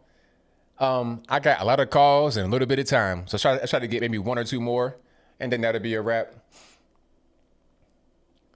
202, you on the line. Who am I speaking to? Hello, Anthony? Yes, who am I speaking to? Oh, hi, this is Helen here in Washington, D.C. I'm watching you on the computer. All righty, how's everything going? Good. Actually, thanks for taking my call. I appreciate that.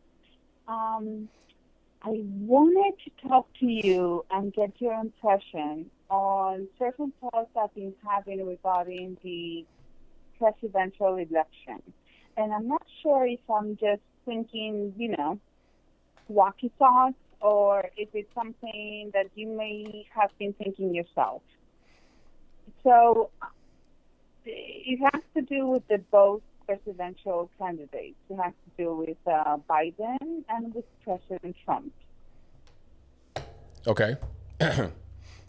All right. And I know all your program today has been about this division that the media has been feeding for some reason after this coronavirus lockdown, which I still don't understand why they focus on that to begin with. However, my question to you has to do with the presidential campaign and the presidential candidate. And I've been thinking, and it has to focus, let me start with Biden.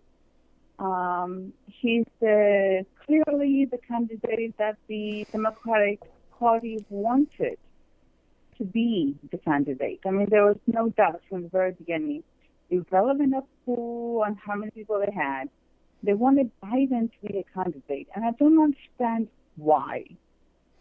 Because I see challenges with him as first, a candidate. He's just not very good at campaigning. And two, he's clearly a person who's been affected by age.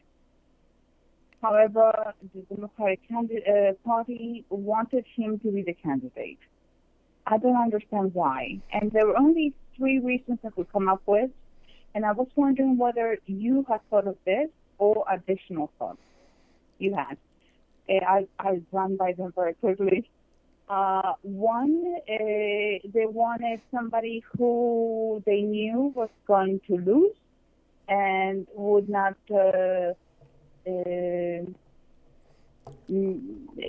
be impacted by losing the presidential candidate because of his age. We know he's not going to run again. So that's one scenario. The other scenario is the Democratic candidate party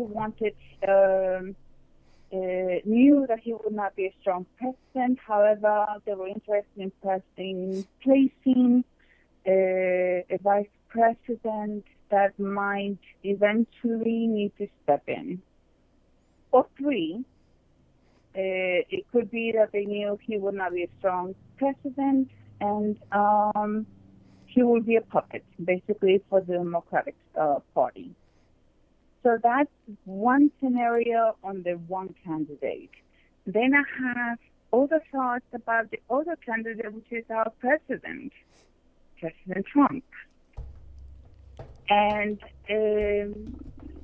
those thoughts only came recently, and I'm not sure if you have them, but I would like to hear your thoughts.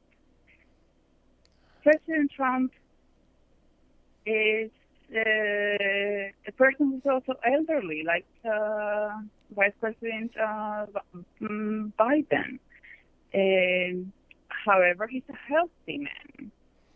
At the same time, when I heard that he was taking the hydroxychloroquine, whatever, medicine, I wasn't concerned with the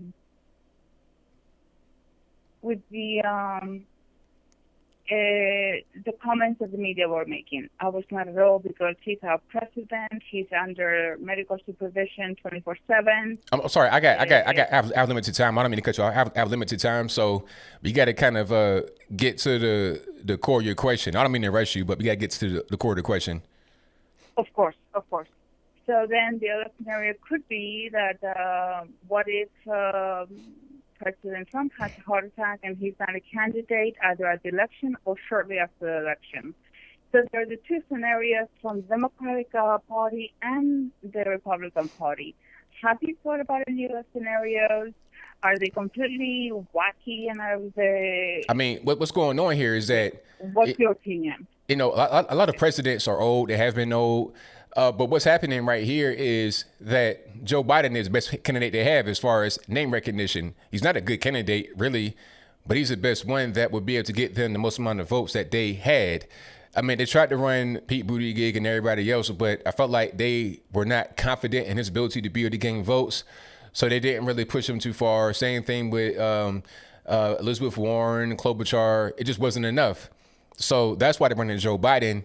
He's best that they have. Unfortunately, they were not able to get anybody else up to his level as far as name recognition. And then as far as Trump, I mean, it's kind of the same thing. He's the best one that's available. He's up there in age, like you said. He's a younger guy as far as physically and mentally. So I don't think there's going to be anything where they're trying to get him out of the office or whatever. Now, as far as Joe Biden, they could be just using him as a placeholder to get the election and then replace him when the actual election happens. That's possible, but I'm not really sure. But I had to cut it short, but I got to get to the end. So thank you for the call. I definitely appreciate you. Of course. Thank you, Anthony. All right. Thank Good you. All right. Shout out to the caller. All right. I have to go. Sorry, y'all, but I got to wrap it up. My allergies are just, I don't know. When Ivan called me, my allergies just went bonkers. I think I might just had a high octave and it just went bonkers. Because like right now, I got to blow my nose ASAP. All right.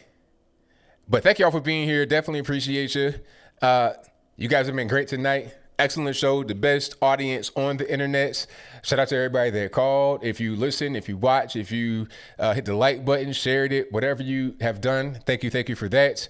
Shout out to the super chatters right quick, and then I'm gonna wrap it on up, put a bow on the top. Shout out to, let me see, Jay Renee for the donation. I appreciate you. Thank you to Charles Turner Jr., who says, to all the race baiting jerks here, what would you call MLK if he were alive today? We should all judge others by the content of character. There you go. Thank you for that. Definitely appreciate it. Shout out to Blake Barber, who says, watch War Games. You're playing global thermonuclear war with USSR. The only way to win is to not play the game. You play with a race card from the other side of the table. Nobody hears from your same drum.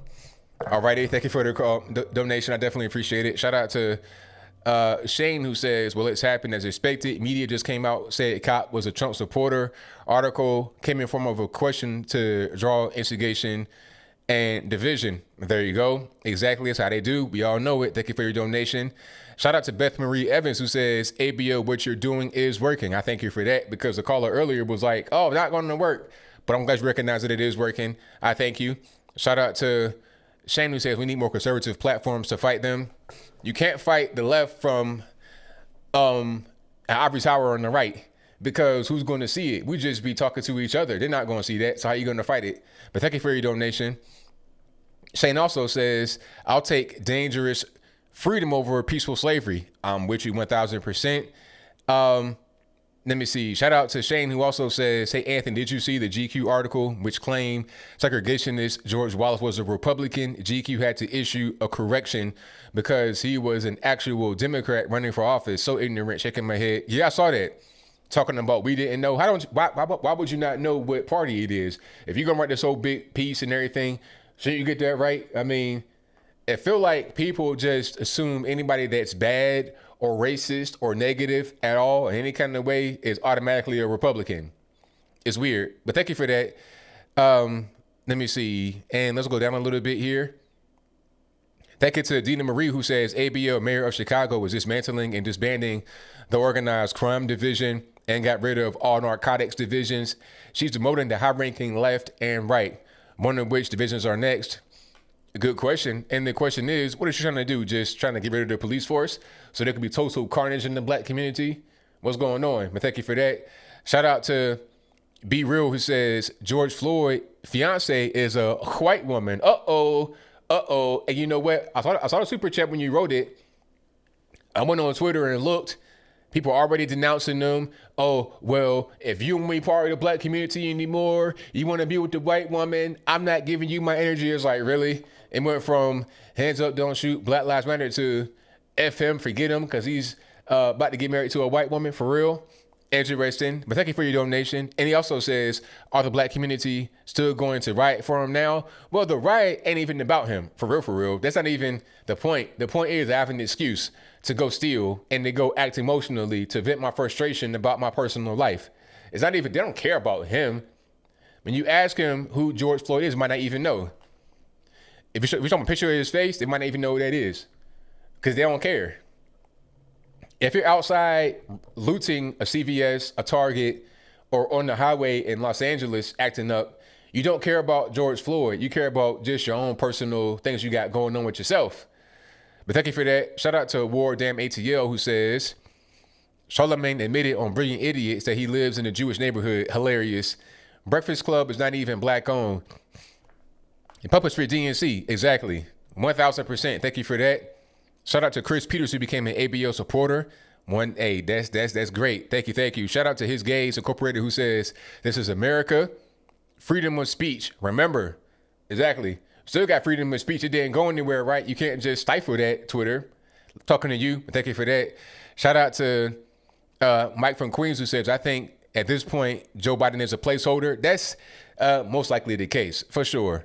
Thank you to Say Hi, who says, another good show. Thanks, ABL, thank you for that, man. Definitely appreciate you. Shout out to Zedochi's King Sword, who says, ABL OT, thanks, man. Hey, no problem. Thank you for your donation. And shout out to His Gays Incorporated, who says, nobody disagrees that the police officer was excessive. I just want to point out that every innocent life lost is equally important as the man who lost his. Please stand up and fight for all innocent life. Alrighty, thank you for that. Most certainly appreciate you. Alrighty. Thank you all for being here. You guys are being great. Shout out to all the mods. We got my man Bill from the Hills, True Helper, Killer Sushi. Who else? We got Ansel. We got Nichelle A. We got everybody in here. You guys are great. You guys are fantastic. You do a great job. I couldn't do it without you. Shout out to everybody that has commented, donated, subscribed, watched, liked, shared, whatever you do. Thank you for doing that. I'll be back here live again next time. That'll be Saturday night, 8 p.m. Eastern to 11 p.m. Eastern.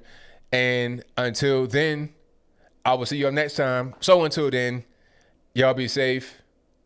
I'm out, and peace.